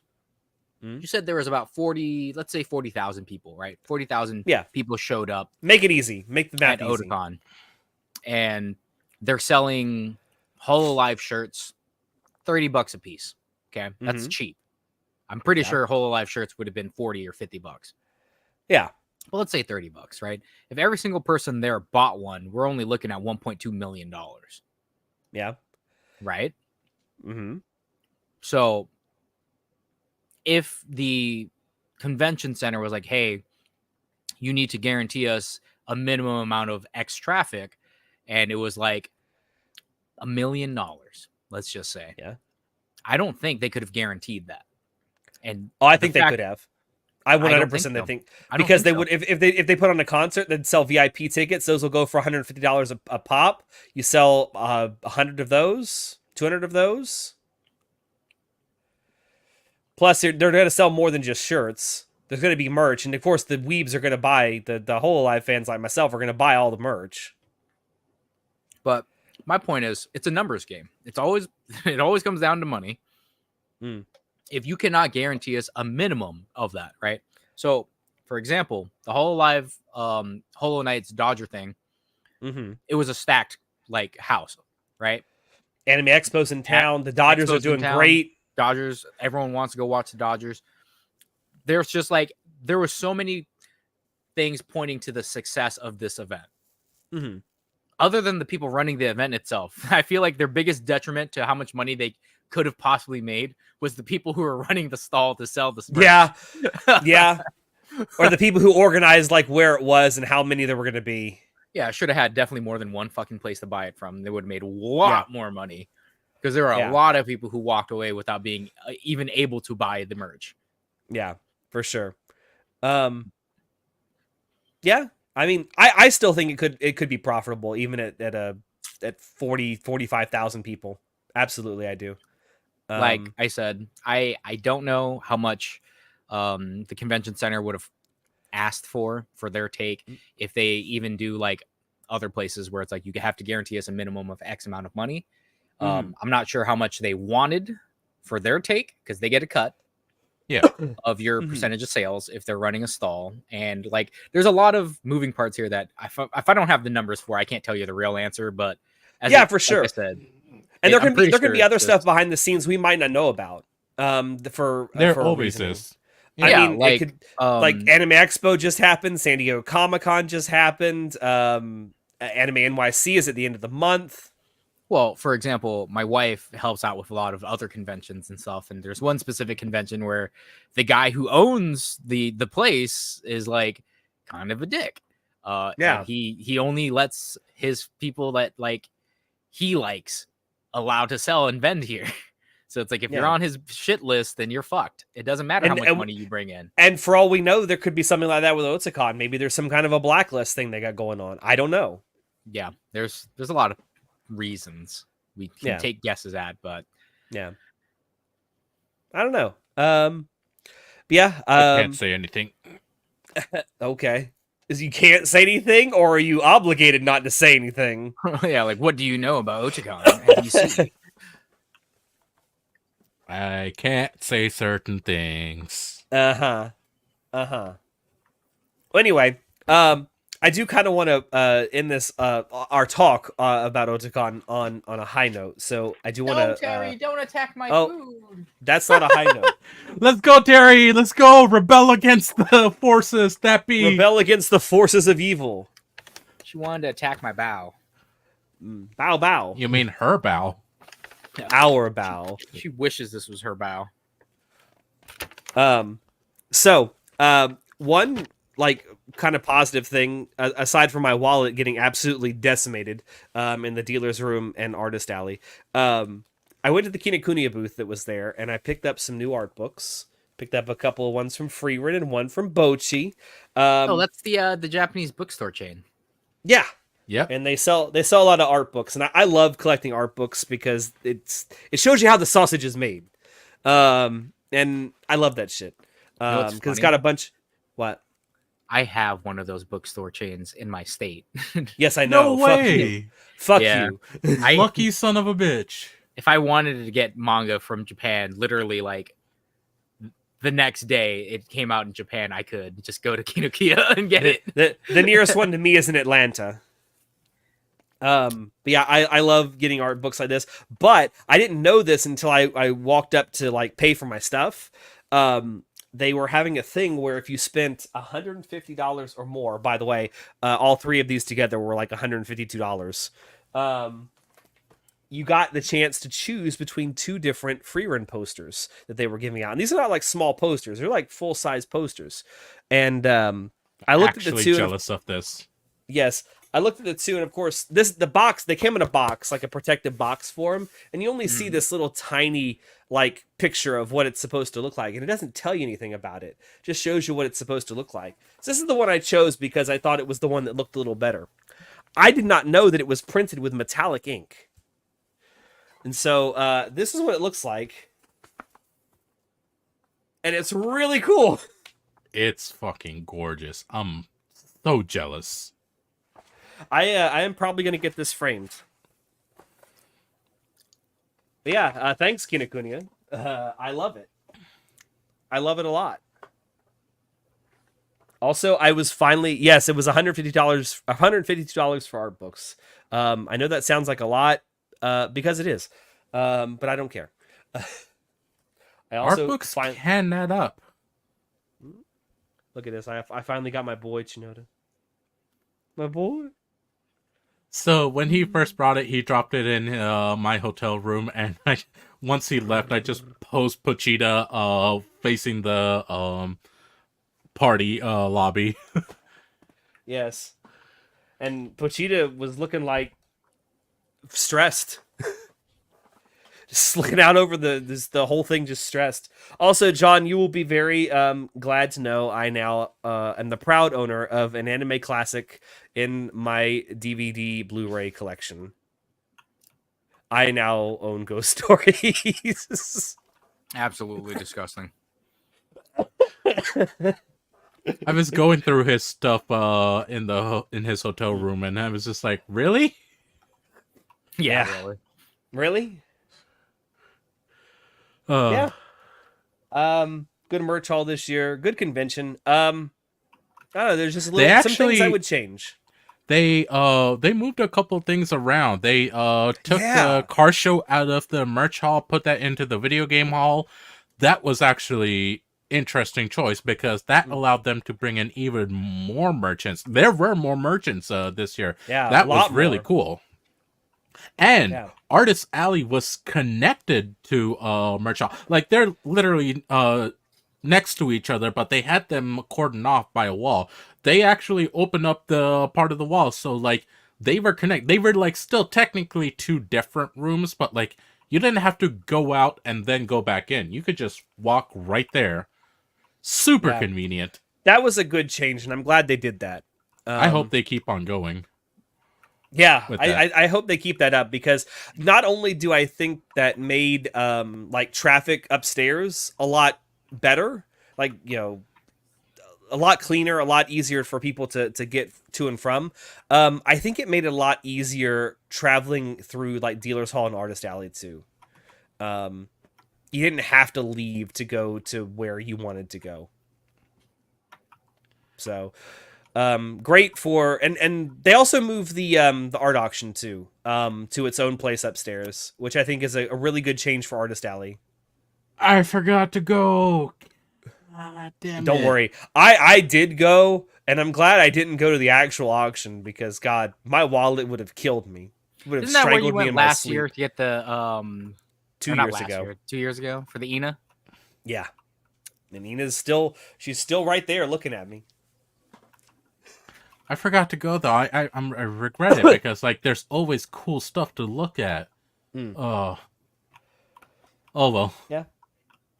Anyway, that was Otakon. You got anything else to say about it, Shinoda, before we move on? Should I show off my merch? I mean, if you got anything in particular you want to show off. Yeah, my mission's still running a little long, so if you could Oh, okay. entertain You the Had the masses. time. Had the time. You fucker, you're doing more fucking dailies while we're recording. Listen, you guys are going to talk about Otakon. Alright, I give me a wasn't sec. there. I have nothing to add. I'm going to play Destiny while you guys talk. Fair enough. I did also pick up all To be of fair, you guys the- didn't even know I was playing Destiny this entire time. Nobody knew. I knew you were doing something because I heard the clicky clacks. Yeah, I'm playing Destiny. I also was able to pick up all of the OG Urusei Yatsura on Blu-ray. So I'm happy about that too. I spent a lot of money at the discotheque booth, but those people are doing God's work. Reviving old shows. Reviving old shows and putting them on Blu-ray and DVD. right. Oh, he's back. Oh, he's gone again. And also, Discotech announced that they were doing a re-release of Captain Harlock Space Pirate coming out next month, I believe. So I will be picking that up when they release that as well. One of the best anime of the 1970s, right here. I heard you talking about the Discotech panel. Do you want me to Yes. tell you what they're planning on releasing? I have it. Oh, you have the entire list. Yeah, because I took a picture. Go for it. Hold on. Oh, nope, that's the wrong panel. Give me a second. Yes. Yes, indeed, Adam. I have all of Urusei Yatsura, the original Urusei Yatsura, on Blu-ray, and I could not be happier. I love that anime. I love the remake too that David Production did. I should watch awesome the as well. remake. I've never seen Urusei Yatsura. It's Okay, good. You I should watch might have been lying. I don't have the full list. So here's Oh a my couple God, he that lied I to us. do have. Dallos, the first ever anime OVA. Um, GTO, Great Teacher Onizuka. Mm-hmm. Kiss X6. Yeah, incest. Let's go. Kite integral version. And there was a whole bunch of other stuff as well, but those were the ones that like particularly caught my attention. They actually, while we were at the panel, were doing simultaneously releasing on Twitter a whole bunch of other stuff that they were planning on releasing as well. So it was actually really cool. We got the panel side, but like on Twitter they were like, yeah, here's a whole bunch of other stuff we're about to release, and it's like, holy shit. I'm particularly looking forward to Dallas and GTO, but like so many amazing things like coming back, and I'm like, holy shit, y'all are kind of wilding. GTO is so good. I'm genuinely excited because I've never actually seen it before. I've only heard a lot of things about it. All good, but like I've only heard about it. It's not as good as you think it is. Oh, What, GTO? It's pretty dated. I mean, Look, yeah, there's aspects of it that are dated, of course, but it's still enjoyable. It was a super secret stream. Listen, Huh. What? Anyway, apparently it was a This TV secret coming stream. out. What? I don't know. I was there at the panel. I wasn't watching the stream. Oh. Anyways, the very final thing I you got, slut. yeah, like within literally the last 5 minutes of the Artist Alley, and I saw that, I was like, mine. Like I saw, I'm like, I will give you cash. Give me that right now. Let's see this stuff. This has got to be my favorite fucking purchase. I ended up wearing it Is that both days. that's your cowboy holster? Yeah, it literally can. You can put it in a bunch of different places because it has several parts. But like, so you can put it wherever you want. You can wear it as a backpack. You can wear it on your hip. You can put it as a holster. I put it as a holster.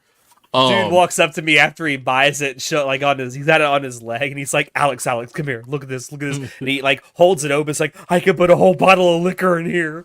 Oh my god! No bullshit. Liquor holster. You see this? You see this? He's gonna actually put a whole bottle of liquor in this thing. That bitch fucking fits. Like it fucking. It actually fits. I could fit like 3 bottles of soju in here if I wanted. Maybe 4. On top of like having pocket after pocket after pocket after pocket after inside pocket, like this thing is legitimately cool as shit. Kind of expensive, but like utility wise extremely worth it. So I'm like, I didn't go to Otakon looking for anything like this at all. I just saw it, and they saw me looking at it. They were like, "You want to try it out?" I'm like, "Yeah, sure, why not?" Like, wasn't planning on buying it. I was just curious. I tried it, and I was like, "Holy shit, this is cool!" Like, yes, indeed, an entire Terry could fit in there. Yes, actually. Oh yeah. Okay, let's not get crazy. Kawaii in the streets, senpai in the sheets. Okay, there can be only one senpai. Okay.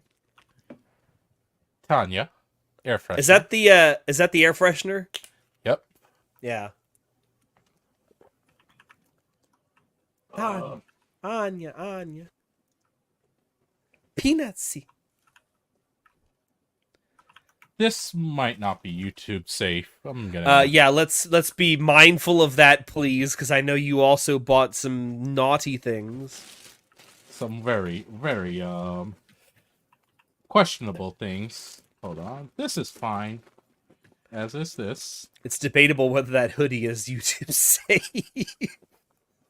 I'd say it's A YouTube hoodie. safe. No, the I hoodie, know that's what you do perfectly with those fine. Pokemon. That's a whole nother matter. Yeah. Wait, is Milim YouTube safe? That depends. Yeah, From Milim. Slime. That depends. How dressed is she? Oh my god. Usual Milim from Slime outfit? Tensei. Okay. I don't know. That's what I just said. I didn't know what you guys were talking about. I thought you were talking about a Pokemon trainer or something. I was like, No, I don't know who no. the hell Milim is. Who is Milim? I've mean- never heard of this Pokemon trainer. I mean, if you think about it, I mean, Rimuru is kind of like a Pokemon. John, yes, no? I mean, I don't think Milim is YouTube safe now. Okay, I will not show her.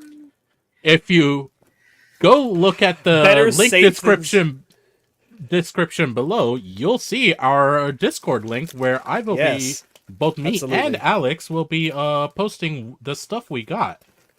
Surprised you guys Okay. have waited this long to post all of your like haul. I mean, to be merch. fair, Dude, I think I've it's- already posted a lot of mine, so I You haven't. know what? To also be fair, I also haven't looked at it. I just assumed. These are the safe for work stickers I can show. it's Megumin and Rimuru. Yep. Oh, hold on. Light. It's a little bit weird to do from this angle. Boo, worst girl. Boo. Okay, slightly better. If only they had a Kazuma, I would have gotten him too. But they did have someone. Hey, you got something even better. John. Well, oh, Yeah, Nice. boy.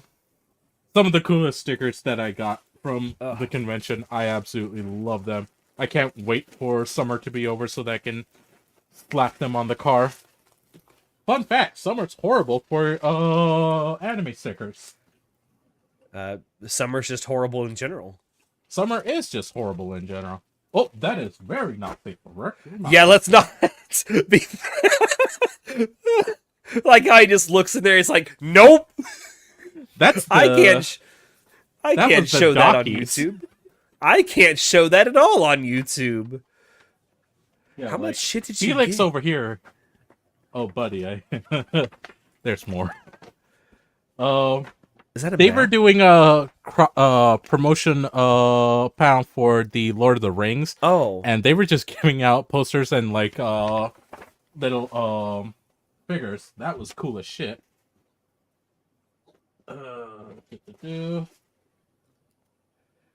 The shirt Alex is wearing. yes, he's. It is the same shirt I am wearing right here. And on the back, it's got all the dates and places that Otakon has taken place at. Yeah, babe, sorry. I should have gotten you one of those shirts. Don't let him lie to you. He was never planning on it. Nah, other stuff I got her. The Harry that they put on, or they have, this is cool as shit. I genuinely love it. It feels comfortable as hell, too.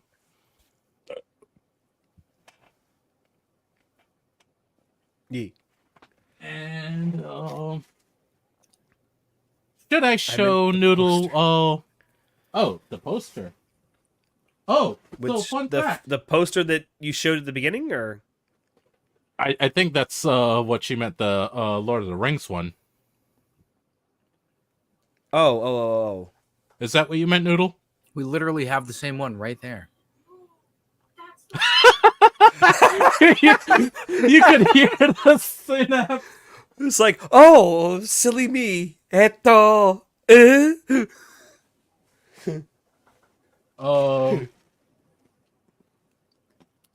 The Otakon Gamersup's cup, and I got a sleeve that came with it. Let's see. This man bought way more than I did. This next stuff is specifically for Noodle in chat. I'm gonna go ahead and Oh, show oh. the stuff that she got.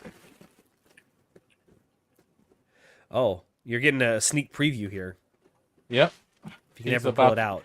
She's about Is it? to cream Oh, herself in chat. I know what this is. Look who got a new eat-a bag. The crab one. Yeah. Yep. Krabby. And it has a shit ton of space. Oh my god. She's very excited. Oh, I didn't realize it had all this inside. What the fuck? Oh, there's stuff in it. Yeah. There's actual things in it. Oh, you can use this as an actual bag. No shit, it's called an eat a bag. Yeah, that's fair. I can hear her in the background. And we're not done. Oh, She also next I'm gonna time keep on this one Dragon Ball sealed. Z. A Krabby she also plush. got a Krabby finally. You know, Chinoda, thank you for giving my wife crabs. You're welcome. I'm allergic to shellfish. It's my proud job as a Marylander to give your wife Chinoda. crabs. Shinoda has given John's wife crabs. Our wife. Our wife. I don't remember where they are, but there's also a exclusive Otakon DDR pin that I found. They were specifically there were artists throughout Artist Alley that had exclusive merchandise, and you had to find them to get it. I managed to find the one that she requested, which was the DDR pin, and there we go. I'm honestly surprised someone had a DDR pin. Yeah, bro. And like she was down to the wire on how many of them were there. I'm like, yeah, fuck it, give me the other one. Hopefully, it's one based on DDR Extreme 2, the best DDR. Oh, as soon as I find it, I'll show you what it looks like. But yeah, no, I don't think that's even all the things. There's a couple. There's another bag that I I'm haven't shocked. looked into. Oh, speaking of bag, this is from the Otakon merch booth. You just had to spend a certain amount of money to get it, but like, cool as fuck bag. I am genuinely happy with it. It looks so dope. All right.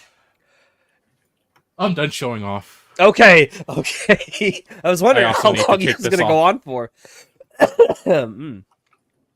All right. Shinoda is now my little wife. Okay. This is good to know. Good to know. Since we've spent so much time talking about this, I'm going to let John talk about something he wants to talk about now.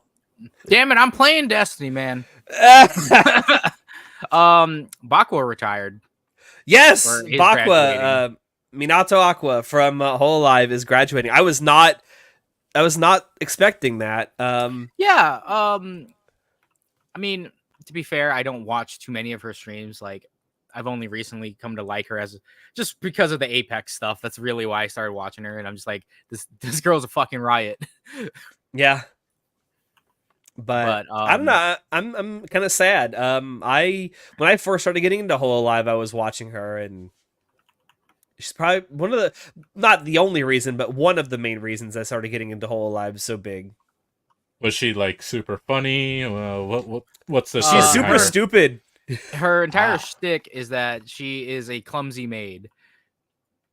That's it. Yes. That's all of it. And I sometimes mean, if you watch I'm like, a lot of, and if you thought it was an act, I swear to God, there cannot be that people that bad, that clumsy and dumb. they don't So- exist. Let me ask: do we know what the story behind why she's graduating or anything, or like any rumors? not that I'm Apparently aware she of. requested it, so as far as I know, it's been amicable. Yeah. One thing that she's actually extremely introverted, so it might have just been that she's like kind of tired of doing this, you know. Although, as was mentioned in our Discord server, V Shoujo did have open auditions. I don't know. I think she who will not be named kind of ruined the JP branch of Shoujo. Yeah. She kind of messed it all up. Yeah, she's retiring, and it's kind of sad. Yeah. I've just seen her around for so long, but at the same time, it's like, well, based off of what Cover was saying on the page, it's that Aqua requested it. So Yeah.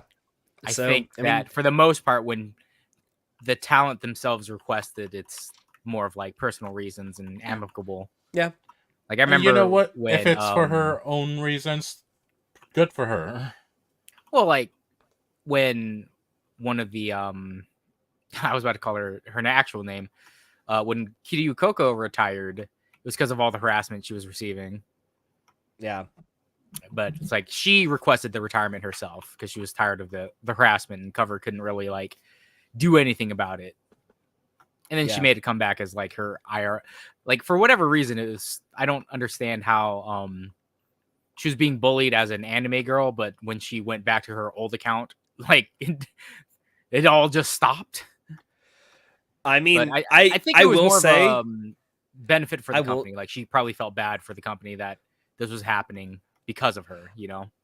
I will say every great once in a while, there's still comments about Taiwan in her chat. Yeah, I mean, internet troll's gonna internet troll. Like, losers gonna be losers, man. Like, what can you say? Yeah. But as far as I know, there hasn't been anything like that. But I'm not too much into like I don't I- watch Aqua nearly as I watch like Korone or like Yeah. Fuamoko. I don't think there's any like drama or something going on behind the scenes or anything. I think that either she's, tired of it, or maybe she got an offer to do something else that's not VTubing somewhere else that she wants to do. Who knows? Or maybe she went the route of like the band Claris. One of the girls originally was doing it just because she was gonna do it through high school, I believe. And then when Yeah. she got into university, she quit because she's like, yeah, I'm going to go to university and do this now. Hmm. And it's just Get like an sometimes, actual education. well, sometimes people just do that. They get to a point in their life where like, I don't want to do this anymore. I know that it sucks. Like as people who consume content, we don't like it when our favorite content creators leave because it's, leaves a void. But people grow up, people grow old, people get tired of stuff, and People's interests change. yeah, like Oh my god. Quick Yes. side tangent. So anyone who knows me knows I used to play Warframe fucking religiously. right. Yes. And and one of my favorite YouTubers, Quinchow, did some of the most absolutely detailed videos. Like, I don't mean statistics, I mean actual graphics and like effort put into their videos. They used to do like it was only one video like every now and then because of how much disgusting levels of effort went into their videos, and all of a sudden they just disappeared for like the longest time, and like a couple months ago they just reappeared out of nowhere, and everyone's like, the fuck? Even the community manager was like, holy shit, you're alive? Because none of us have heard anything about this from this person in so long. I'm sorry, that just reminded me of that, and I was like, yo. I wonder if like Aqua graduating might have something I have suspected for a while that Hachima will do the same thing eventually, because she's in college now and she's talked about all the time how she wants to be a writer. She wants to be a writer so bad. And I wonder if she's going to do like the Filthy Frank thing, get famous doing something else and then pivot into a different career.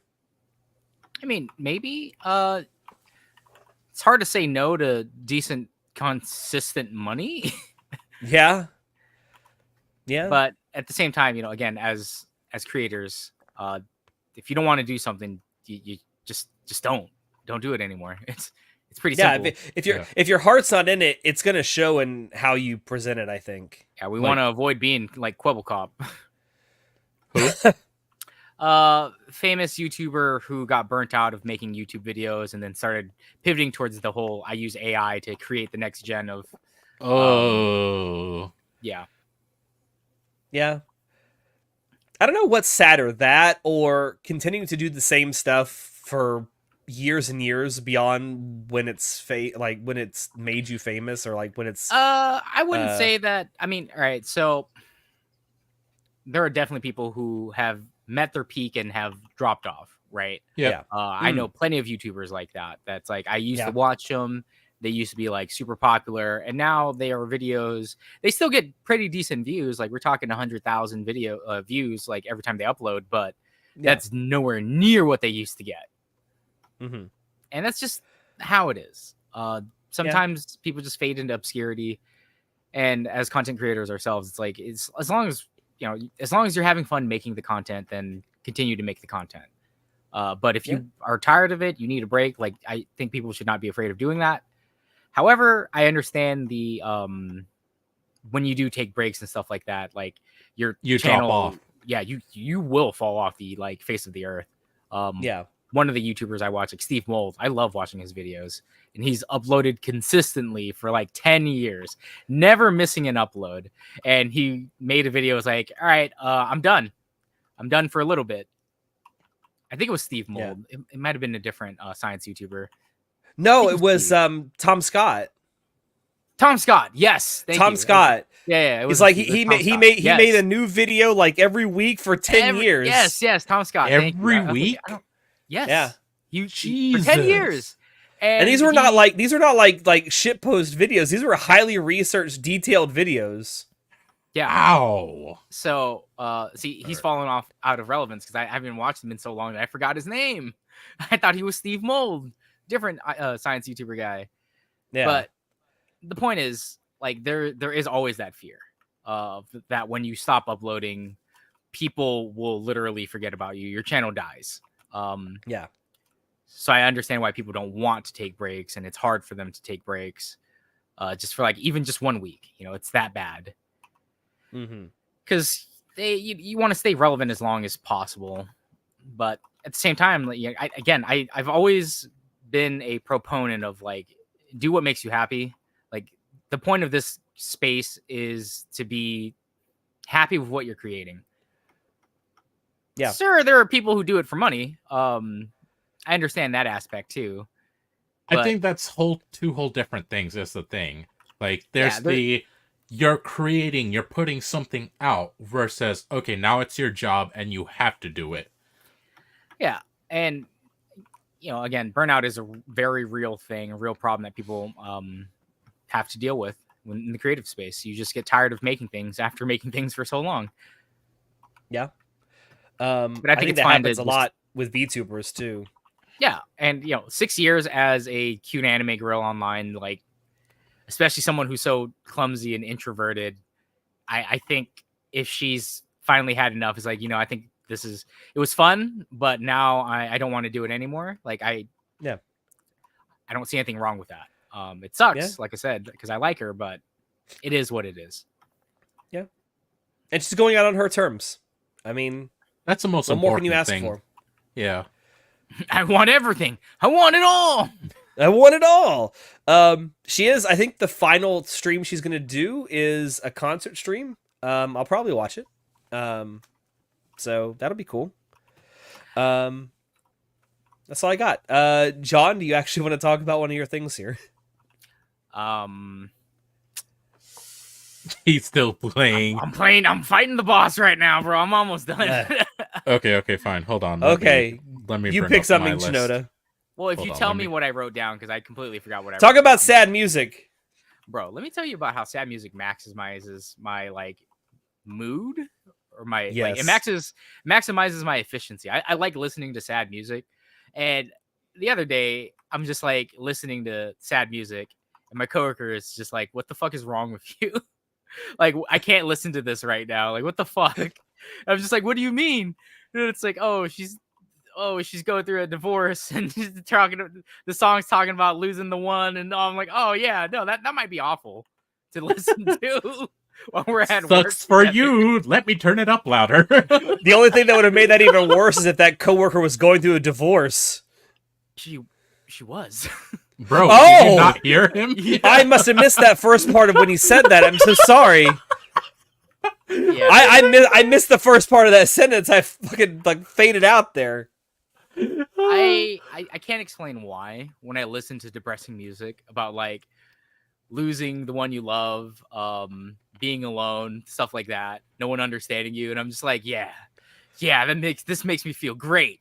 I can pump weights, I can work faster, more efficiently, and then if it didn't hurt my heart enough, gotta re-listen to that part that hurts my heart even more. Yeah, that's the stuff. It makes me feel emotion. Sounds like you're talking about country music from like the 60s and 70s, man. I mean, a lot of it is like Mayday Parade, Joji, Emo music. essentially emo music. Yeah, Yeah, makes sense. sad music just maximizes my mood, bro. I cannot explain why. Like most people go, oh, I need to put a high beat RPM or BPM song on when I'm max lifting weights. For me, it's like, no, I need something that just carves out my heart. That makes me feel strong. Getting Classy. hurt makes me feel strong. Classy, same with me. Like, I'm at work and like I really need to pick up my pace or pick up my shift. I throw on some Slipknot. I'm fucking going. I'm like, yo, kill fucking you know what else is everyone. Let's funny? go. I listen to like death metal and heavy metal when I want to sleep. 'Cause I'm like, yes, listen to the melodic riff. I'm like, yeah, that puts me Rock right me to to sleep. sleep. I am but a babe. Dude, literally going to sleep over here to the Doom soundtrack. Yes, actually. John's like, yes, I have done that. I get that I'm a weird guy. I have weird quirks. Yeah, I'm not to say the sure least. to say the least. I don't know, man. I just like I'll listen to soul crushing R&B music, and I'm like, yes, this is what gets me in the mood to go work out. I need some new workout music. I need like a new workout playlist. Mine's contrast getting to, like, stale. Well, because like my gym playlist is like half of it's like bubblegum J-pop, like ooh pop songs, like yeah, it's great, and then the other half is just like freaking why did you leave? You took the dog, you took my heart. It's just like Like there are times when I go to the gym and I'll just put on my liked songs like playlist, and of course I have like 2,000-3,000 songs in there, all kinds of songs. I've got like classical music, I've got J-pop, I've got anime OPs, I've got like old ass country music, soundtracks, all kinds of shit. And like I'll be sitting there on the treadmill listening to some music, and it'll be like, I don't know, like fucking Imagine Dragons will be playing, and like all of a sudden it'll switch. Shut up, you fucker! All of a sudden it'll switch to like fucking like bubblegum pop anime OP, and I'm like, okay, how do I transition my stride from this? Imagine Dragon D's nuts across your face. Got him. Such a disappointment. It was a setup. You know, every time I hear an Imagine Dragon songs, I don't know it's Imagine Dragons, but I hear it. I'm like, it's the exact same cadence every single time they make a song. So I'm like, is this Imagine Dragons? She's like, yes. Like, I don't know. My when I feel adventurous, when I'm doing cardio, I'll just put the like songs playlist on and just it's random. It's completely random what's coming next. But I need a better like mix for when I work out, because the stuff that I do usually work out to is getting kind of stale for me. Well, I think Classy is actually writing you a list right now. I hope so. I hope he's not just going to leave me out there with here's my recommendation next time on Dragon Ball Z. Nah, bro, just listen to the Backstreet Boys Millennium album. The entire album on repeat, all right? It's like shit. There we go. There you go. Okay. Well, I will look at that stuff later. As I Lay Dying, I know that band. All That Remains. I know that band. Asking a Land. This is like the most freaking mainstream list I've seen in my life, bro. Damn. Are we really gatekeeping his music taste now? Bro, I'm just saying, like, if you want to be like, oh, I've got here's my, to be fair, he said, here's my recommendation. It's okay to like popular bands. It really is, I like popular bands quite a lot. You like Panic at the Disco? I love Panic at the Disco. Bro, Panic at the Disco is great. What are you talking about? Fall Out Boy is amazing. Yes. Who said it wasn't good? Yeah. Shinoda. Ooh, What? see, now we're getting into. I have Fall no Out idea Boy- who these people are. The Dead think Rabbits. Fall What a Out Boy is phenomenal great. name for a band. Yeah, man. Like Heaven Shall Burn, pretty decent band. I like Heaven Shall Burn. They're a bunch of vegans, German vegans. What's the best like name for a Excuse band me? you've ever heard? Oh. A Dying Fetus. No, you know what? Ninja Sex Party. I It's a can't pretty believe I great can't believe name. both of y'all. I cannot believe both of y'all passed up Bump of Chicken. No, I mean that's great and all, but it's just a weird name compared to Yeah. It's I Ninja love Sex it. Party. That's so cool. I love Bump of Chicken. I don't know what a bump, Bump of chicken is, fun. but Bro, it's a bump of chicken. Come on, man. Don't you know? Bump of chicken. okay. Oh my god. Anyway, yeah, I'll go.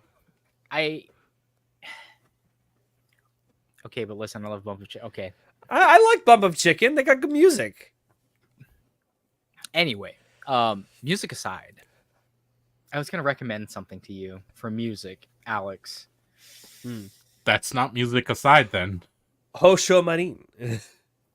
No, it was something else. I had something else. It's gone. It's gone forever. Anyway, the mail is missing, Shinoda. What the fuck are you doing with my mail? Oh, yeah.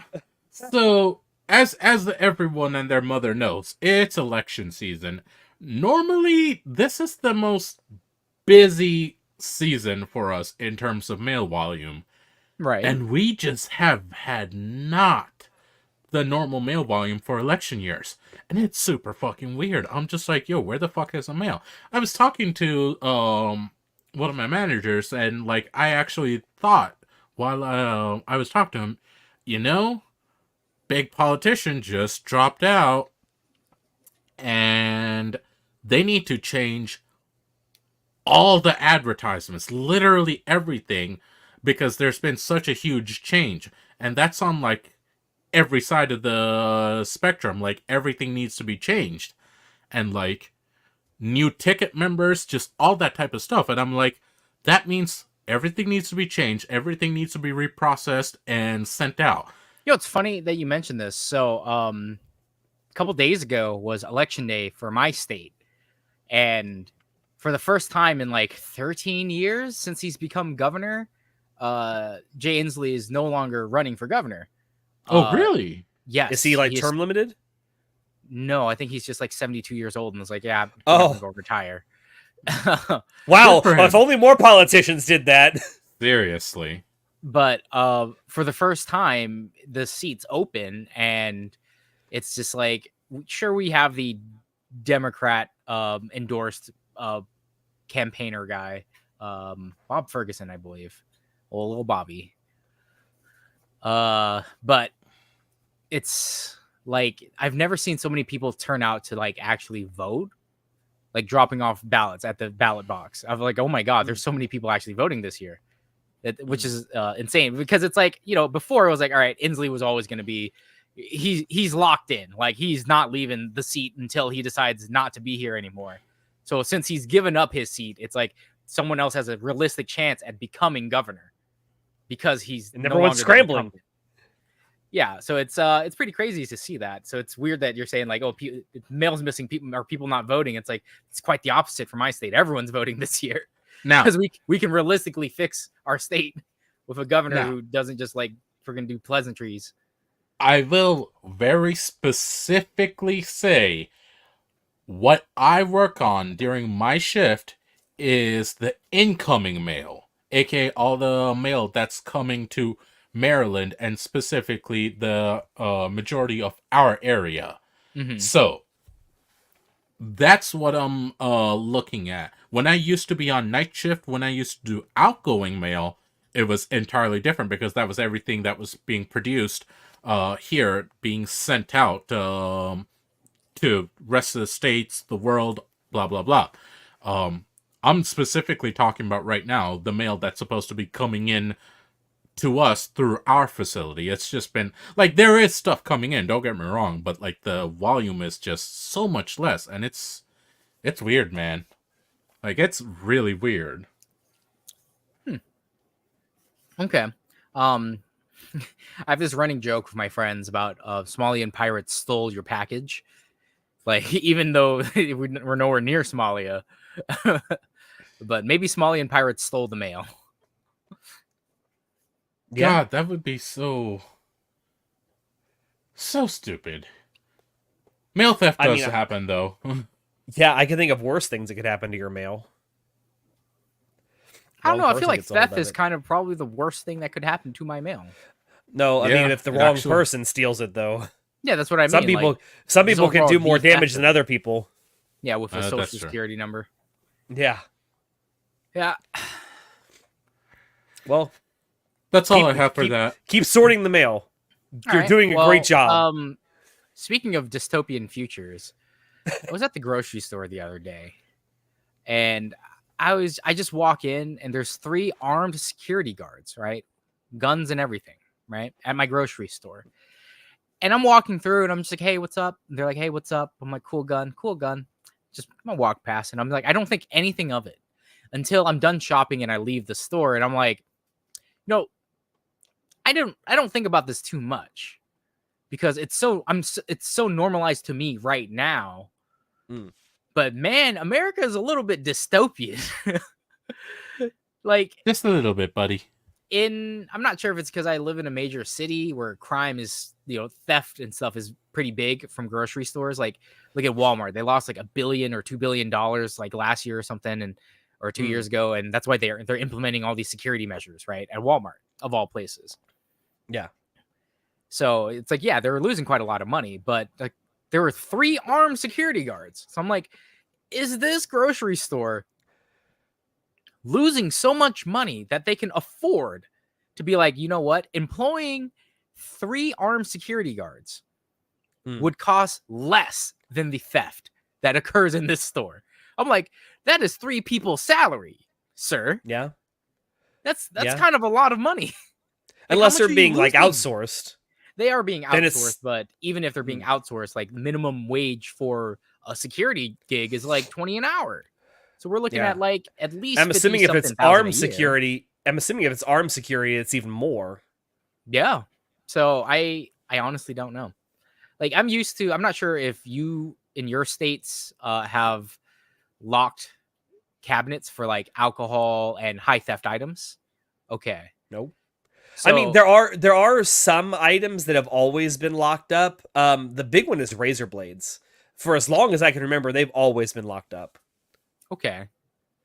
So like Yeah, like And my- Classy Ulysses says, this isn't a thing in the South. yeah, maybe it's because I live in the Pacific Northwest because I live in Seattle. Like maybe that's why I see shit like this because I live in a major urban city. Hmm. What's But- shit like this, TLDR? Things are locked up like alcohol, high value stolen items like makeup, Oh yeah, I've seen baby that. formula. Yeah, I've seen that. That's normal. Do you know what I've noticed, or well, not what I've noticed, but what I've heard is the most stolen item in Target? It's makeup. Makeup. Nail polish, specifically. Yeah, I know because Yeah. so Target is different because they have such a huge selection, and Yeah. they used to not lock it up. They It's lock a slightly more, I don't want to sound like elitist, but it's a slightly more higher quality stuff than Walmart sells usually. Yeah. I used to work at Target. I know about Yeah. their all about it. Target. Target, a middle-aged Um, white woman's freaking candy store. But anyway, Yeah, I was kind of shocked because when I think about things that might get stolen from a department store, right? I think like big ticket things because then you can resell them. Yeah. But it's become such a big problem, at least in the inner city where I live, that they're like, yeah, we'll employ full-time armed guards to deter theft. It's not At a enough that we grocery lock all this store. stuff up, but At a grocery store, mind you. This isn't like Walmart or something where you can steal TVs or laptops. This is at a grocery store. For yeah, groceries. what are they gonna? Are they gonna start locking up the apples?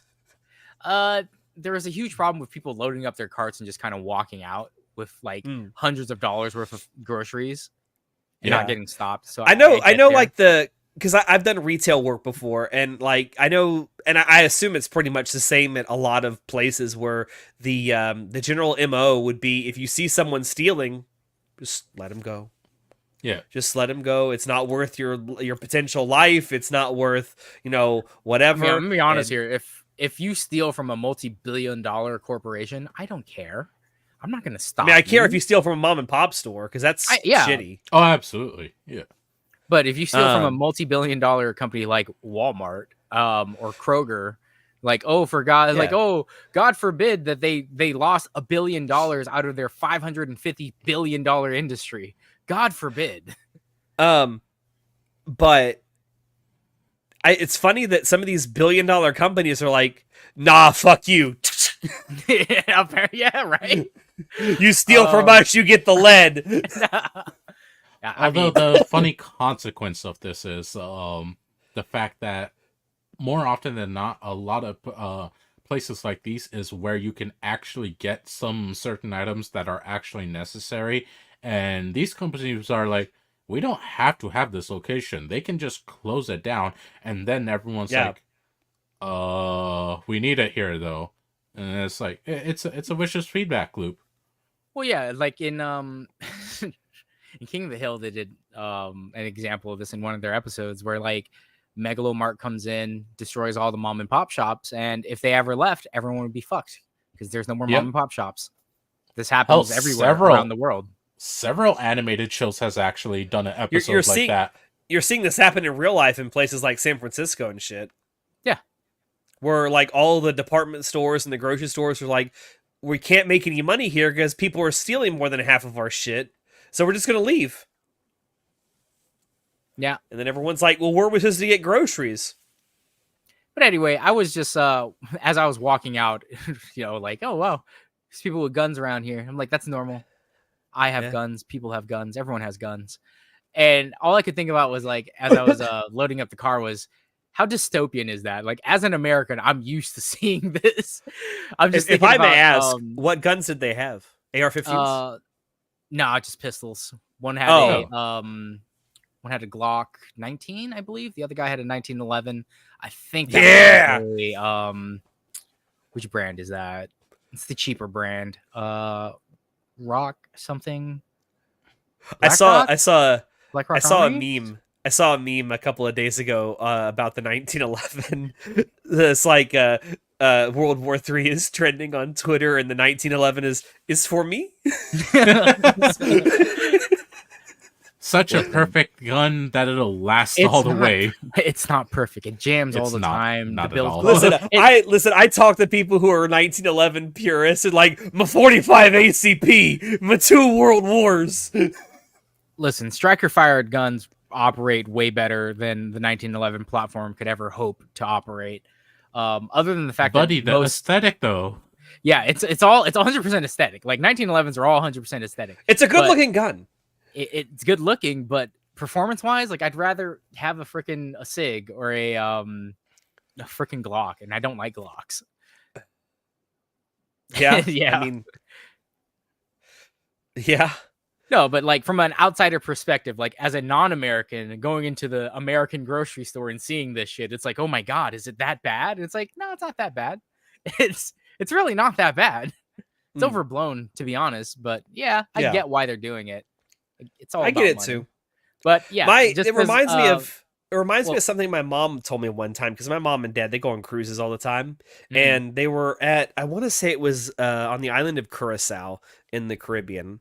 They got off the boat and they were just walking around the town that they were in, and they walked into a convenience store there, and on the inside was a guy, a soldier, like an actual like military officer, wearing a rifle on his back, protecting the place. And my mom was like, it was it was so paradoxical because at one point, I like one side of me is like thinking, are we in such a dangerous area that this person needs to be here? But on the other hand, I'm feeling, well, I feel very safe with him around. Am I in danger or am I safe? Depends on the area. I mean, honestly, yeah, depends Yeah. on the area. Yeah, No, because apparently I on that watched island when a, they went there, the military just walks around constantly as like the police force with guns on their back. Well, because if there's a lot of tourists, you want to protect the tourists because tourism Yeah. is a big draw. Like, Yeah, it's one of for the sure. reasons why a lot of countries that rely on tourism will be very diehard about protecting the tourists, and like, you do not steal from them, you do not hurt them, otherwise we the government are gonna crack down on you. You can you can crime your way into, like, you can do crimes against our own people, but not against the tourists because they bring in so much money. Yeah, They bring in the good money. they bring in the American Maybe. money. It's a sad fact of, I wouldn't call them third world countries, but developing countries, developing nations. Yeah. But yeah, no, I saw a YouTube video, a short where it was Connor from Trash Taste, where he talks about, like, I've never heard anyone at the Japanese theater audibly gasp before until this one movie, and it was where like some dude opens up his like shows his guns off like underneath his bed or something to the police because they asked him, "Do you have guns?" And everyone in the theater went, "Whoa." Because, like, again, typical American stuff is hey, Americans are gun crazy, and I'm like, that's not true. And then I thought about it, I'm like, oh, I'm so used to seeing guns everywhere. It is very normalized for me to see them. I remember there was a time a couple years ago where it was one of the HoloLive's VTubers. I want to say it was Watame, asked her viewers to send in like pictures of their bedrooms, and of course she has a fair number of American fans, and she got some American bedrooms, and there was a guy that sent in a picture of his bedroom, and it had like a gun rack, and he had like shotguns sitting above his bed, and she just like goes, "Sugoi." I mean, I wish I could say that stereotype of Americans owning guns and being gun crazy is wrong. It's not really wrong. It's not wrong at all. There are plenty of people who don't have guns in America and who absolutely detest guns.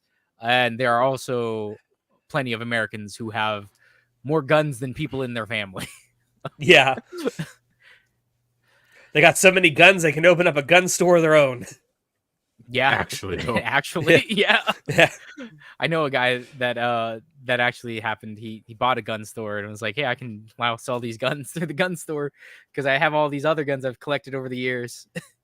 I actually have several friends like that. Yeah, so it's like, that's not a joke. I've seen this. For the ATF agents that are listening, in Minecraft, of course. Yeah, except I had a boating accident. I don't have any guns, actually. Yeah. Yeah. Fuck the ATF. I love the ATF. Yeah, we In love COD. we love federal agents here at Anime Club After Dark. We love federal agents so much. All right. I've got two more things I want to talk about. Go for it. Alex has nothing else to talk about. Oh man. No. I mean, I did. Shinoda also mentioned something that I wanted to talk about. Although there is something I could talk about that I didn't write down. I did see the new Deadpool movie. No. Oh yeah, go for it. It was interesting. I haven't seen a Marvel movie or any superhero movie for that matter outside of Joker since Ant-Man, the first Ant-Man movie. No. You said Ant-Man and Wasp, the second one.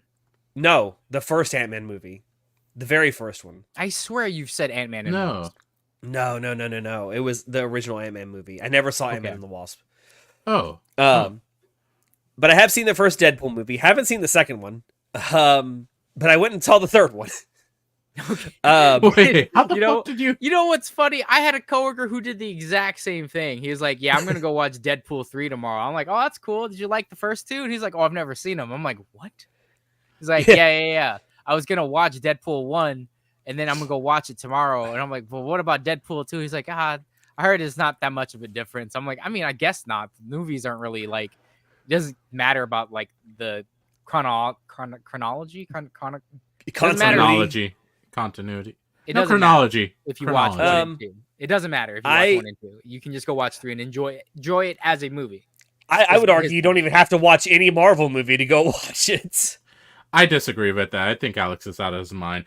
He told me this after he watched it, and I'm like, I thought about it, and I'm like, no, you do need to have watched some other stuff. Like, you can maybe, if you're really stretching it, enjoy it on its own. But there's so many references in there, and so many different things they talk about. And it's like, no, you do need to actually have watched a couple of other ones to really enjoy it. I would argue you need to have some vague knowledge of who some of the characters are, but you don't have to actually have watched the things that they're in. I mean, it's probably not as egregious as like Doctor Strange. No, Multiverse it's of not Madness. egregious. It's Like, not egregious. Watching Doctor Strange Multiverse of Madness, I didn't watch the Wanda TV show, Wanda and Vision TV show, or whatever the hell it was. WandaVision? WandaVision. Yeah. But I knew what it was about, so I knew the general idea of like why Wanda was so pissed off in Multiverse of Madness. But if I did not even watch Endgame or the Avengers movies or watch or heard about WandaVision, I would have been completely lost at Multiverse of Madness. I would have had no idea what the fuck was going on and why she was like that. But because I did know the general idea, like that's kind of one of the problems with the MCU for a lot of their movies that bridge into each other. Like most of the time, it's just like little playful nods to like, hey, remember we have TV shows and other movies. Like when they do nods to like the Loki TV show and stuff like that. And it's not that bad, but like it's just specifically it's Multiverse of Madness that I can think of where it was like, because if I didn't know all of this stuff, I would have been so confused. Yeah. I will say X-Men Days of Future Past is peak X-Men movie. Okay. I'll take your word for that. Yeah, so fair warning, I might spoil some things for this movie. Just throwing that out there. Did I like the intro? Yes, I did like the intro because the song is awesome. It was peak. It was absolutely peak. I loved it when they started doing that. I was like, no fucking way. I'll just And wait they for this did. to come to Disney Plus in like 3 weeks so I can watch it. Yeah.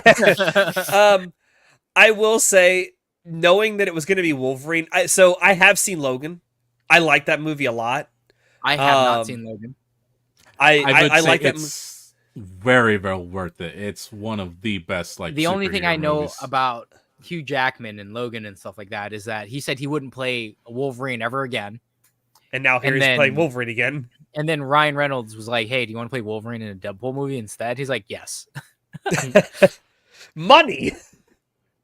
But yeah, I don't was think you could- concerned. You know what? No, I don't think you could sway Hugh Jackman with just money. I really don't. Yeah. No, I think agree. I do think. Dude so I was do a think freaking genuinely. Middle-aged PE teacher, for fuck's sake, over I in do think- Australia or whatever it was. I do think he genuinely cares about the character of Wolverine, and it shows. But I saw Logan. I liked Logan. I thought that was a really good like way to wrap up the character, and so I was concerned of him coming back. I'm like, how are they going to do this realistically and make it seem like not cheap? And they didn't. They didn't make it cheap. They made it hilarious. They made it hilarious. I mean, Deadpool has always existed as a meta commentary character. Like, for fuck's sake, he Yeah. takes off panels from the comics to attack the bad guys with. Like, come on. Yeah.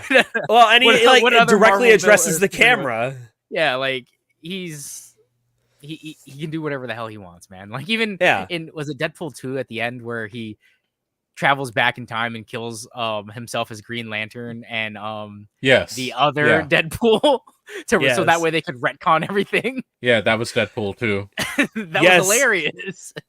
NSYNC changed the title on YouTube for their video for Bye Bye Bye to reference the fact that it's in Deadpool.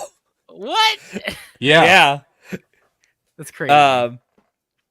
But I okay. In general, I liked the movie a lot. It was entertaining. It was what I think that comic book movies should be. I don't like the whole like Christopher Nolan did a gritty comic book movie with the Dark Knight trilogy really well, but I think that there's this trend of trying to make them all way too serious in Marvel now. And I don't like it. I disagree. I don't think most of the MCU movies are like serious. They're serious up to a point, but every Marvel movie has the exact same style of directing where it's like formulaic. There's a very specific formula that they use where it's like they'll have a major plot point that could be serious, but they'll have interjections, comic relief moments, heartfelt moments. It's like it's always the Marvel same humor. Yeah, there's a bunch of Marvel humor all the time, and for a very long time, I'm still fine with the spectacle. I'm just a little, I don't want to say I'm burnt out on superhero films, but I'm just kind of bored of them. Like I don't care about superhero films. Well, like you said, it's formulaic. But I think you burned out. Well, see, I mean, it's not. I'm not burnt out on superheroes. I'm just burnt out on Marvel. Like I'm more than willing to go watch Deadpool, even though it is Marvel and it's superhero. But it's going to be very different than any other Marvel movie. That's true because it's not like after I watched, was it No Way Home, the last Spider-Man movie? Yeah. After I watched No Way Home, fantastic by the way, absolutely loved it. My only complaint was that there was a time when Tobey Maguire was grabbing the pizza for them and he didn't say pizza time. I can't believe they didn't do that. 0 out of 10. 0 out of 10. They had every opportunity to do it. They did not. He literally was like, oh, hey, I'll grab the food and it's pizza for fuck's sake. That was his moment. This would have saved Marvel. Can I tell you though what my favorite part of the whole Deadpool movie was? Yeah. When fucking Blade showed up. What? Wesley Snipes is in it. No way. Yeah. Wesley Snipes is in this movie playing Blade at 62 years old. It's hilarious. And he's still kicking ass. He's still kicking major ass. Yeah, so I love the old Blade movies. I know the second two or the last two get shit on a lot. I love them. I think they're great. They were really the first MCU movies, if you think about it. Mm-hmm. And I never thought that character got like a proper send off. He didn't. Yeah, because absolutely not. Got thrown in jail for that tends to happen. Speaking of Wesley Snipes, I remember one of his first films he did after he got out, or not. I guess it wasn't one of his first, but he was in The Expendables. One of the Expendables. Yes, it's like Expendables 3 or something. And they're like, God, this guy. Why would you remind me of those? Because Expendables was good. Fuck you. It's campy and stupid. It's supposed to be funny. But I remember when Wesley Snipes shows up and they're like, this guy's been in prison for the last 10 years or something. They're like, so what'd you do? And he's like, tax evasion. And I just died. I was like, oh my God, Wesley Snipes. I like how there's also a lot of middle fingers in this movie that are very entertaining. Henry Cavill showing up as a big fuck you to DC. That was great.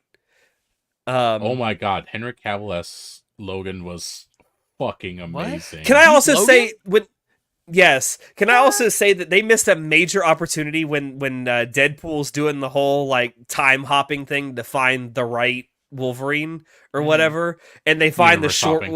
Whatever. They find the short Wolverine. They missed a huge opportunity to have that be Danny DeVito. No, they missed a huge opportunity to have that be Danny DeVito playing Wolverine. That would have been That would have been awesome. That would have been absolutely awesome. Speaking of Marvel, go ahead. I think there's talks of Robert Downey Jr. playing Doctor Doom? Yeah. It's not just talks, buddy. He is playing Doctor Doom. It's real. He's actually coming to play. Yeah. It was announced at San Diego Comic-Con. Big announcement and everything. Oh my God, that's crazy. I'm not happy. Really? I'm not happy about it. Yeah. What if they do the timeline where it's Iron Man, Doctor Doom? Where they switch bodies? Yeah. Maybe. But even then, I feel like it's desperate to bring back RDJ. And I'm like, don't get me wrong, I love RDJ as an actor. I really do. But I'm like, you have so many other opportunities. You have so many other people that can play Doom just fine. Like, the hell? Why are you so hopped up on RDJ's dick? Like, give other people a chance. Because he draws people to the theaters. That's yeah. I mean, that's true. Iron Man started it all, bro. Like, technically No, speaking, he did. Hulk started it all, technically speaking. No. Let's be very real. Most people do consider Iron Man 1 the first like actual MCU movie, even though it's not. But Even like, though Hulk came out before it, and Yeah, it started even- with Avenger stuff. even with that, like most people in the nomenclature consider Iron Man 1 as the start of the MCU, like Yeah. of this MCU. Yeah. Yeah.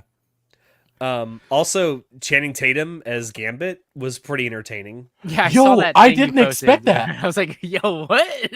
I didn't expect that. Like, don't You get know me how wrong, I love long I've been waiting for this? Whew, I I'm about to make a love- name for myself, yeah. I love Channing Tatum. I really do love Channing Tatum. He seems Dude's like, making a cool career people. out of cameo appearances. He really is. I'm not sure if he's making a career out of it or he just enjoys doing it, you know? Yeah. I will say he played a good Gambit, though. I'd watch a Gambit movie with Channing Tatum playing Gambit. See, again, I'm excited to watch this movie. I am not going to go to the movie theaters because I hate going to the movie theaters. Except when I watched Dune 2 just recently. I was like, man, I really wish I saw Dune 2 in theaters. It was worth it seeing it in theaters. I was because I finally watched amazing. Dune 2 and it was way after, like, it was like a couple weeks ago actually, because I watched it on HBO Max, I believe. And I was just like, fuck, I missed my opportunity to watch this in theaters, and I really regret it. It's a really cool movie. Now, I will say this. If you follow your local theater on social media or whatever, or you can even talk to whoever at the theater and request it, they will do reshows of a lot of modern movies and stuff, like whenever at random dates and all that. So you literally just follow your personal theater, and like they'll eventually put it back on screen. It happens. I'm not that desperate to watch Dune in theaters, bro. Yeah. I will say it's worth it. It's absolutely, and this isn't just Listen, my bias as someone who I'm loves going to the saying- theater saying I'm saying saying- it is worth it. Mister, I went to the movie theater to get the Denissi. All right. I did. It's over there. I'm saying, gross, clean it out. You're fucking filthy. I'm saying that I live life where if I miss a moment, I don't try to recapture it. I move on. Yeah. Also, I was aware that he was supposed to star in an actual Gambit movie, but Fox killed it. There's also a big middle finger to that whole thing, too, in the movie. Also, Channing Tatum has the funniest line by far in this movie. When they're all getting ready to go on their big crusade, and he says, I don't know if I'm ready, but I know I shot on my daddy's dick ready. Oh, man, I can't wait to watch this. God. I don't know, man. There's a certain other character who made a certain line that was so much funnier. No, that's the funniest line in the movie. I don't. Now I'm wondering if Disney Plus is even gonna like show it, or They even, will. I mean, eventually, yes. They will. I don't know what rating is the Deadpool R. movie? Are as a whole Does as the Disney- other movies. Did Disney Plus put? Does Disney Plus put rated R movies on their platform? I thought it was only PG-13 and below. No, they have R-rated movies on there. Hell, they have Heavenly Delusion and Summertime Rendering on there, and there's titties. But that's anime. That's different. This is not MCU. Okay. They have You the know first what? 2 Deadpool movies on there. Okay, there you go. All right, and they're well, both rated R. There you go. all right. Never mind. I can't wait in 3 weeks when I can watch it. But anyway, I overall I greatly enjoyed the movie. I'd say as a Marvel movie or as a superhero movie, I'd give it like 8 out of 10. Okay. So yeah, All go right. watch it. It was fun. Shinoda, please tell me about how you are now the biggest fan of Smiling Friends. Yes, Bro, I finally bro. got him to sit down and watch it. I don't know about biggest fan. I only watched like the 1 or 2 episodes we watched while we were in his room. What the fuck? Was it the first season that you showed him? Well, No, we second watched season. the second season. Did you show 'Cause- him the Alan's Alan Alan's Adventure. Plan? Yes, we watched Alan Adventure. I love that one. I was just wondering if you wanted to hang out with me and smoke weed and fill our bellies with diet soda and play Burnout Revenge for the PS2. Like, I was watching, I'm like, what the fuck is this? Like, Smiling Friends. am I tripping? It was such an experience. Don't get me wrong, I enjoyed it. It was very different. I don't know how many people I can show this to sober. Plenty of people, bro. It's probably one of the reasons why I love it so much is because I grew up on like like early Newgrounds humor type of stuff. Yeah. Yeah, Yes. that's true. So to me, this is right up my alley. Yeah. It is, but Um, it's so out there still. I should have shown you the Gwimbly episode because that shit's amazing too. Probably. I swear to God, Hey, if I you have know my what? Gwimbly gun on me right now. You know what? Join our Discord and we'll be doing Smiling Friends episodes as a watch along. Will we? Will we? Yes, we will. We will. I would We'll do forget it. Right that. after this? Right Not after right this. after this. For sure, bro. For sure. For sure. gotta You know sleep what? after Maybe this. sometime this weekend I might do a Smiling Friends watch party in our Discord server. Anyway, yeah, I did finally get him to sit down and watch some episodes of Smiling Friends. I wanted to So- watch the whole thing. Now I do want to see the rest of it just to Well, be that's like, good. all right. And finally, we've been talking about it religiously for like the last couple weeks because Alex didn't know that I loved the show, and I'm like, yeah, I've been waiting for this show for a long time to come out because when Zach Hadel announced that he was doing it, I was like, hell yeah, I love Zach Hadel. Yeah. And I've said it So- before in this podcast, I could not be happier that he and Michael Cusack have finally gotten this great success with Smiling Friends. Two people I've been following for a long time, and I was like, I love your work. Keep it up. And it's like you finally made it. And it's right up there with like Mr. Pick. Like it's in the same vein of, what's the word I'm looking for? Irreverent, like crazy, right? Yeah, irreverent humor. Irreverent humor. It's up there with like Super Jail, Mr. Pickles, and other Adult Swim animes. Like it just fits right in, dude. It doesn't Yeah, feel like it it's out of does. place. Oh, does. it does. Holy shit. Adult Swim is the perfect place for it. Yeah, I'm glad they found a home. Yeah. All right. It's I either got- you or Chinoda because I'm completely out of stuff to talk about now. I think I he's just out of went. stuff. Oh, well, I No, I want to have talk one about more one more thing. Speaking of conspiracies, Yes. Oh boy. the price of fast food is getting out of fucking hand. Have Bro, you guys you're like gone- months behind. No. This was from months ago. I just haven't gotten to talking about it. Oh, But- right. I said this to my friend, and he was like, "Bro, just download their app. They have deals on their app." And I'm like, "Okay." So I downloaded an app for like McDonald's, and it's like they do have deals on their app. If I wanted to buy a breakfast sandwich from McDonald's, it is cheaper to get it through the app, where I pay buy one at full price, and I pay for a second one. You get it for $1.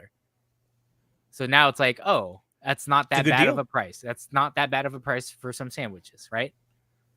And I'm just thinking, there's a reason why all these fast food chains are moving to apps. Mm. Like program Metadata, apps. baby. That's right.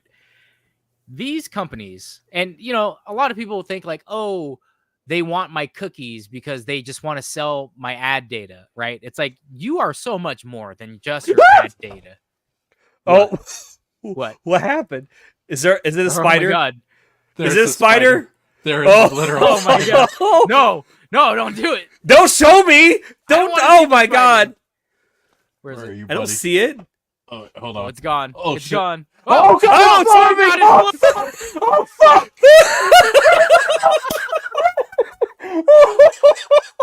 Is it on him? Is it on your back? He's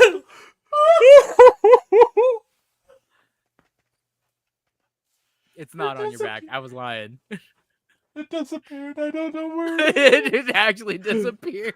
This is like a Blair Witch video now. Oh my god. Chinoda's not gonna be able to go to sleep tonight.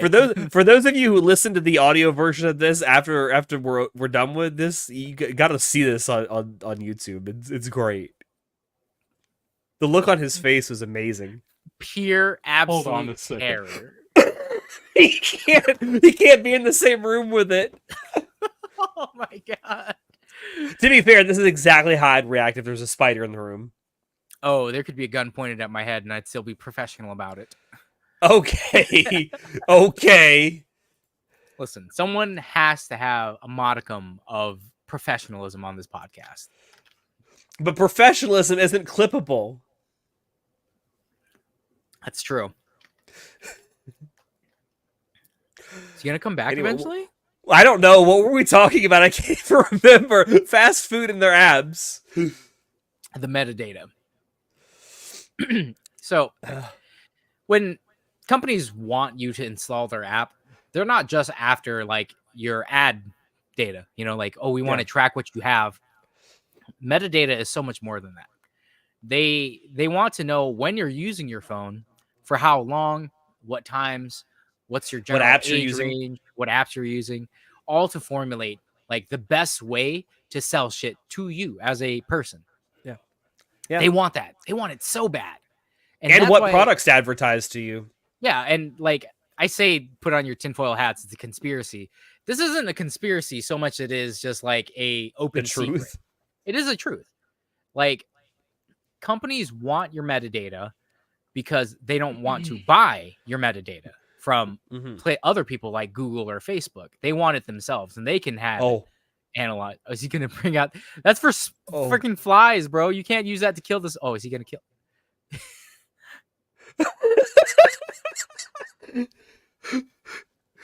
He's ready. He's staying ready. Chinoda the crocodile hunter over here. Chinoda's staying ready. Oh my lord. Yes, they do sell your metadata. Yeah.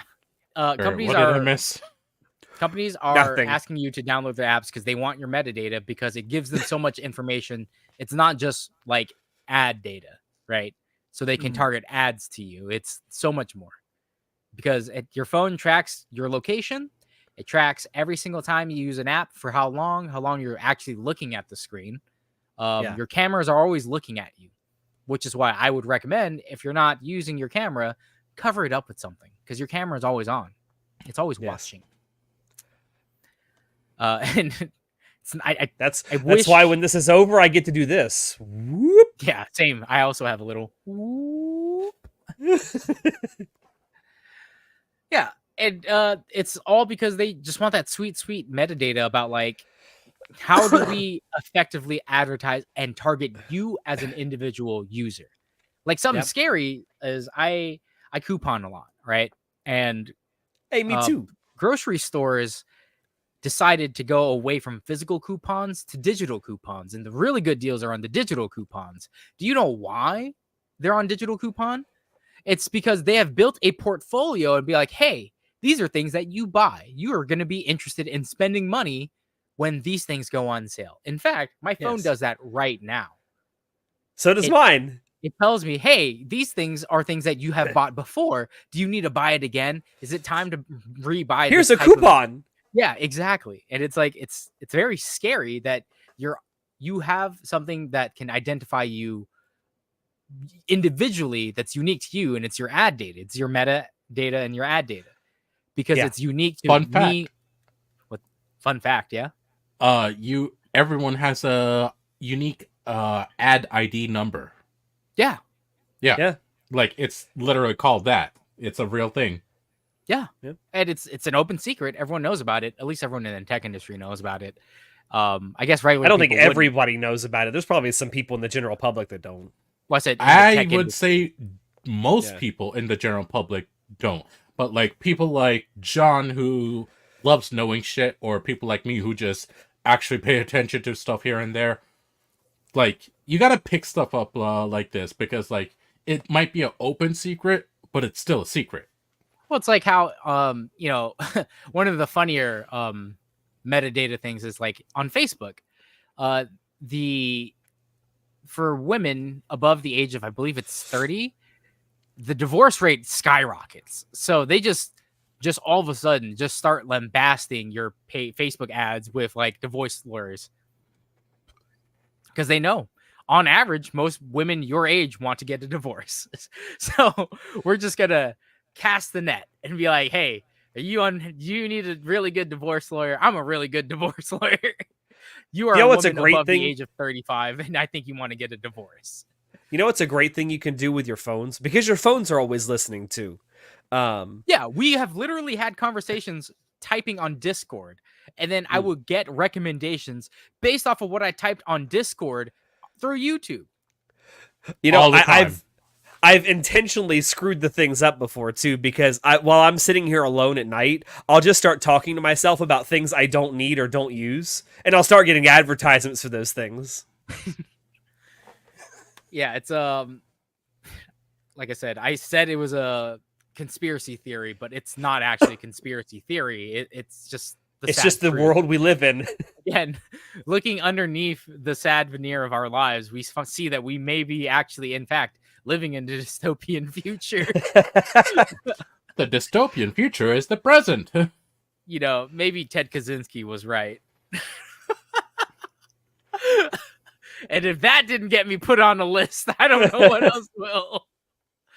Oh, for all those people who don't know who Ted Kaczynski is, he was the Unabomber. The Unabomber.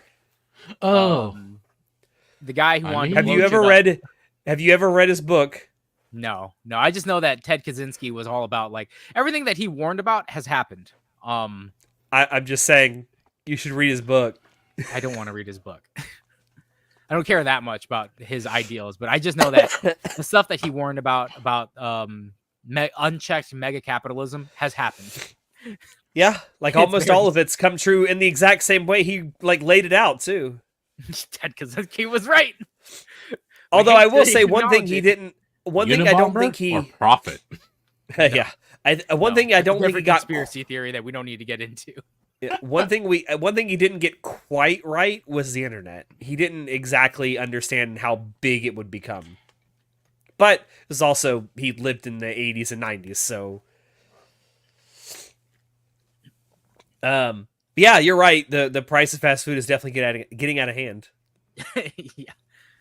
To get back on what you originally said. Well, that was the intro, but the real thing was about like, hey, low stakes conspiracy. Dale Gribble was right. Big Brother has always been spying on us, but now it's Big Brother and the people who line his pockets. Big Brother and Big Cousin. Yeah.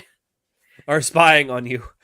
I will say one thing kind of tangential to this is McDonald's like acted shocked recently that their profits went down. It's like, yeah, no shit. The price of a Big Mac is like $10. They're also unveiling a new sandwich, like yeah, a Mega Mac or some shit like that. I don't know what it was. Now, I do know they said they're bringing back.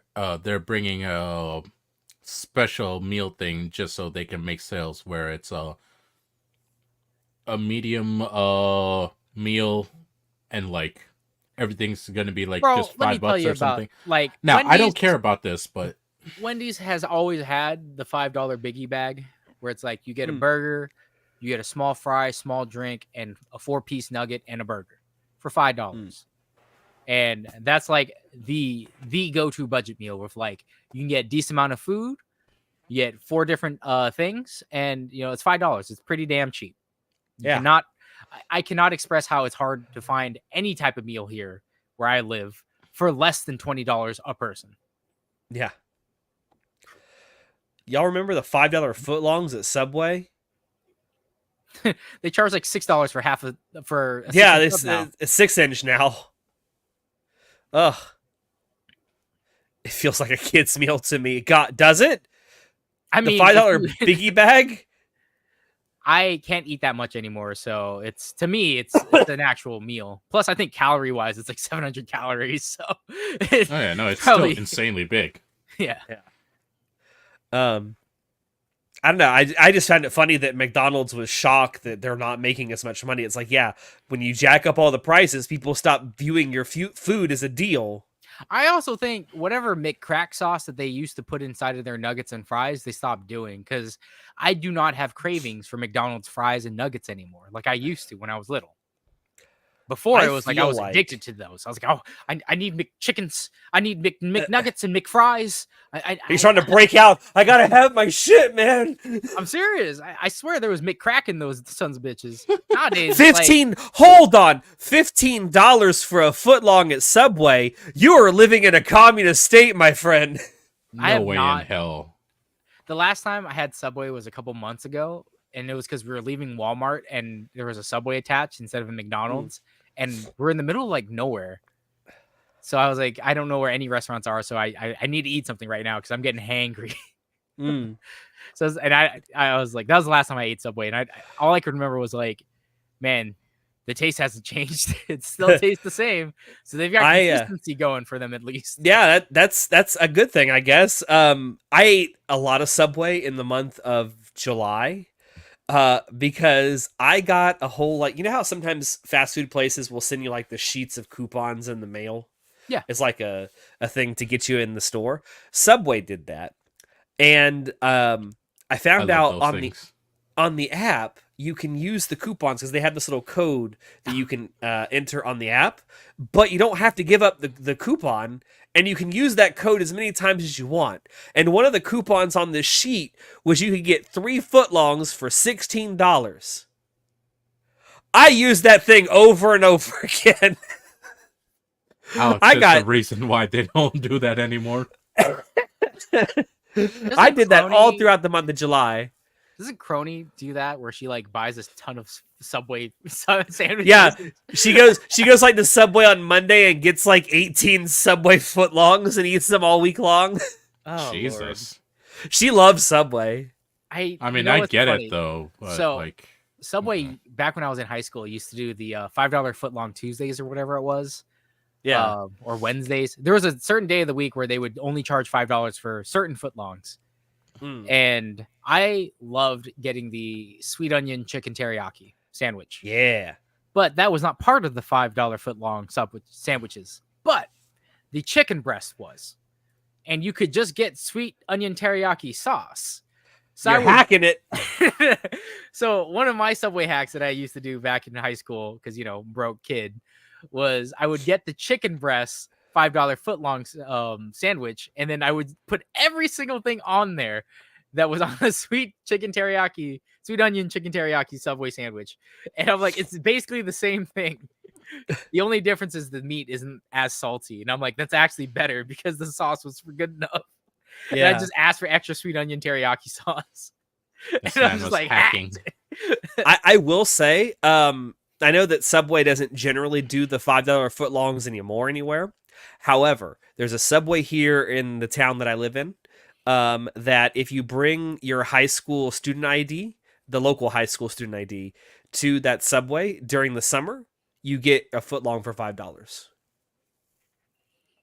So if you're a high school kid in the town I live in and you bring your student ID, they will still sell you a footlong sub for $5. So that's kind of Now, cool. I will say, ever since Subway got acquired by the same company who owns Cinnabon and Auntie Anne's, Yes. like they don't own Subway, but they became a majority stockholder, of the Shareholder? company. Shareholder, yeah. yeah. So that's why they have the footlong Cinnabon churro. Is it? Yeah, it's churro. I believe, right? It's footlong churro, footlong cookie, and I've been a footlong curious pretzel. about that thing. I'm not gonna lie. Well, I had a craving for churros a couple days ago, so I went to Cinnabon, got my churro. Garbage. Cinnabon churros, absolutely garbage. Can't believe. Yeah, it. no surprise. No surprise at all. Yesterday I went to an actual like Mexican fast food restaurant instead. Like it's an actual Mexican restaurant, but it's a fast food one. I don't believe it's a chain. It's just like one that some guy owns here in my state. And I had a churro from them. Absolutely delicious. Fucking just satisfied my craving. But I was this close to ordering Subway just to get the foot-long pretzel and the foot-long churro because I was like, I want to see how it tastes. Because I wouldn't say I'm an adventurous eater, because an adventurous eater to me goes like, oh man, look at this weird bug thing that this tribe in Papua New Guinea eats. I want to try that. Like, no, I have never thought that in my life. I wonder what this grub tastes like. But if I see something that's new, I don't immediately go, oh, I don't want to try that. I go, sounds interesting. I might try it. You know? Yeah. There's a lot of things I'll try at least once just for the heck of it. John is definitely that way with drinks. I do love bad drinks though. But bad drinks is like a different type of, like with food, I have some limits. With drinks, I don't. I will drink anything if it's new and I've never had it before. Like, what is this? Anyway, should we? It's been going over 3 hours. Should we go ahead and end this? Yeah, I gotta go to work, bro. Come on, hurry. Yeah. Oh, okay. I mean, if you want to quickly talk about Star Wars Acolyte, Janota. Sure. TLDR, not the best written show, but god damn, Darth Cheeks. Oh. I don't know what any of this means. Do you know who Manny Jacinto is? Jason No. from The Good Place? Okay, yes, I know who Jason from The Good Place is. Yeah, he's a Sith in the Acolyte. Yeah, bro. And Okay. he got guns. I mean, he was packing some fucking cannons, and everyone was horny for him. See, He got naked. Alex, have you ever seen The Good Place? No, I have not. Jason is a fan of the Jacksonville Jaguars. I see. The Jaguars of Jacksonville. Yeah, he's the funny joke character who unironically actually attained enlightenment. No spoilers. Watch The Good Place. It's a great. Yeah, watch it. Like, no bullshit. One of the best shows ever. Like, no kidding. Is that the one with Ted Danson in it? Yes. Yes. Okay. But yeah, Acolyte, not that great, but like good moments here and there. The action was fantastic. The action was actually really fucking great. Now, Manny Jacinto stole the whole fucking show though. I mean, God, Darth Bortles, perfection. Absolute perfection. Can't wait for season 2. I really can't, just to get more of him. That's all I have to say about that. Cool. All right. I'll probably never watch it because Mando's not in it. So Yeah, I will probably never watch it either. Yeah, this takes place way before like everything happens. Yep. All right. Well, in that case, I do want to thank everyone for dropping by to watch this month's WTF. Don't forget to like, comment, subscribe, all that good stuff if you like what you see and want to see more. You can also check down below where you can find links to all the stuff that Anime Club After Dark does, as well as a link to our Discord server where you can ask us questions for our next WTF. With that, I have been your host, Alex, and we will see you next time. Say goodnight, guys. good night. Bye. Thanks for joining us. Woo!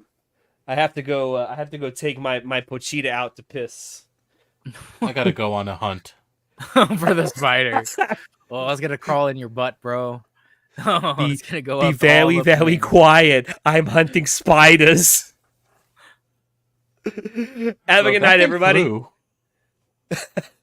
Spider flu? Do spiders do that? I don't think it Just was a a beard. spider.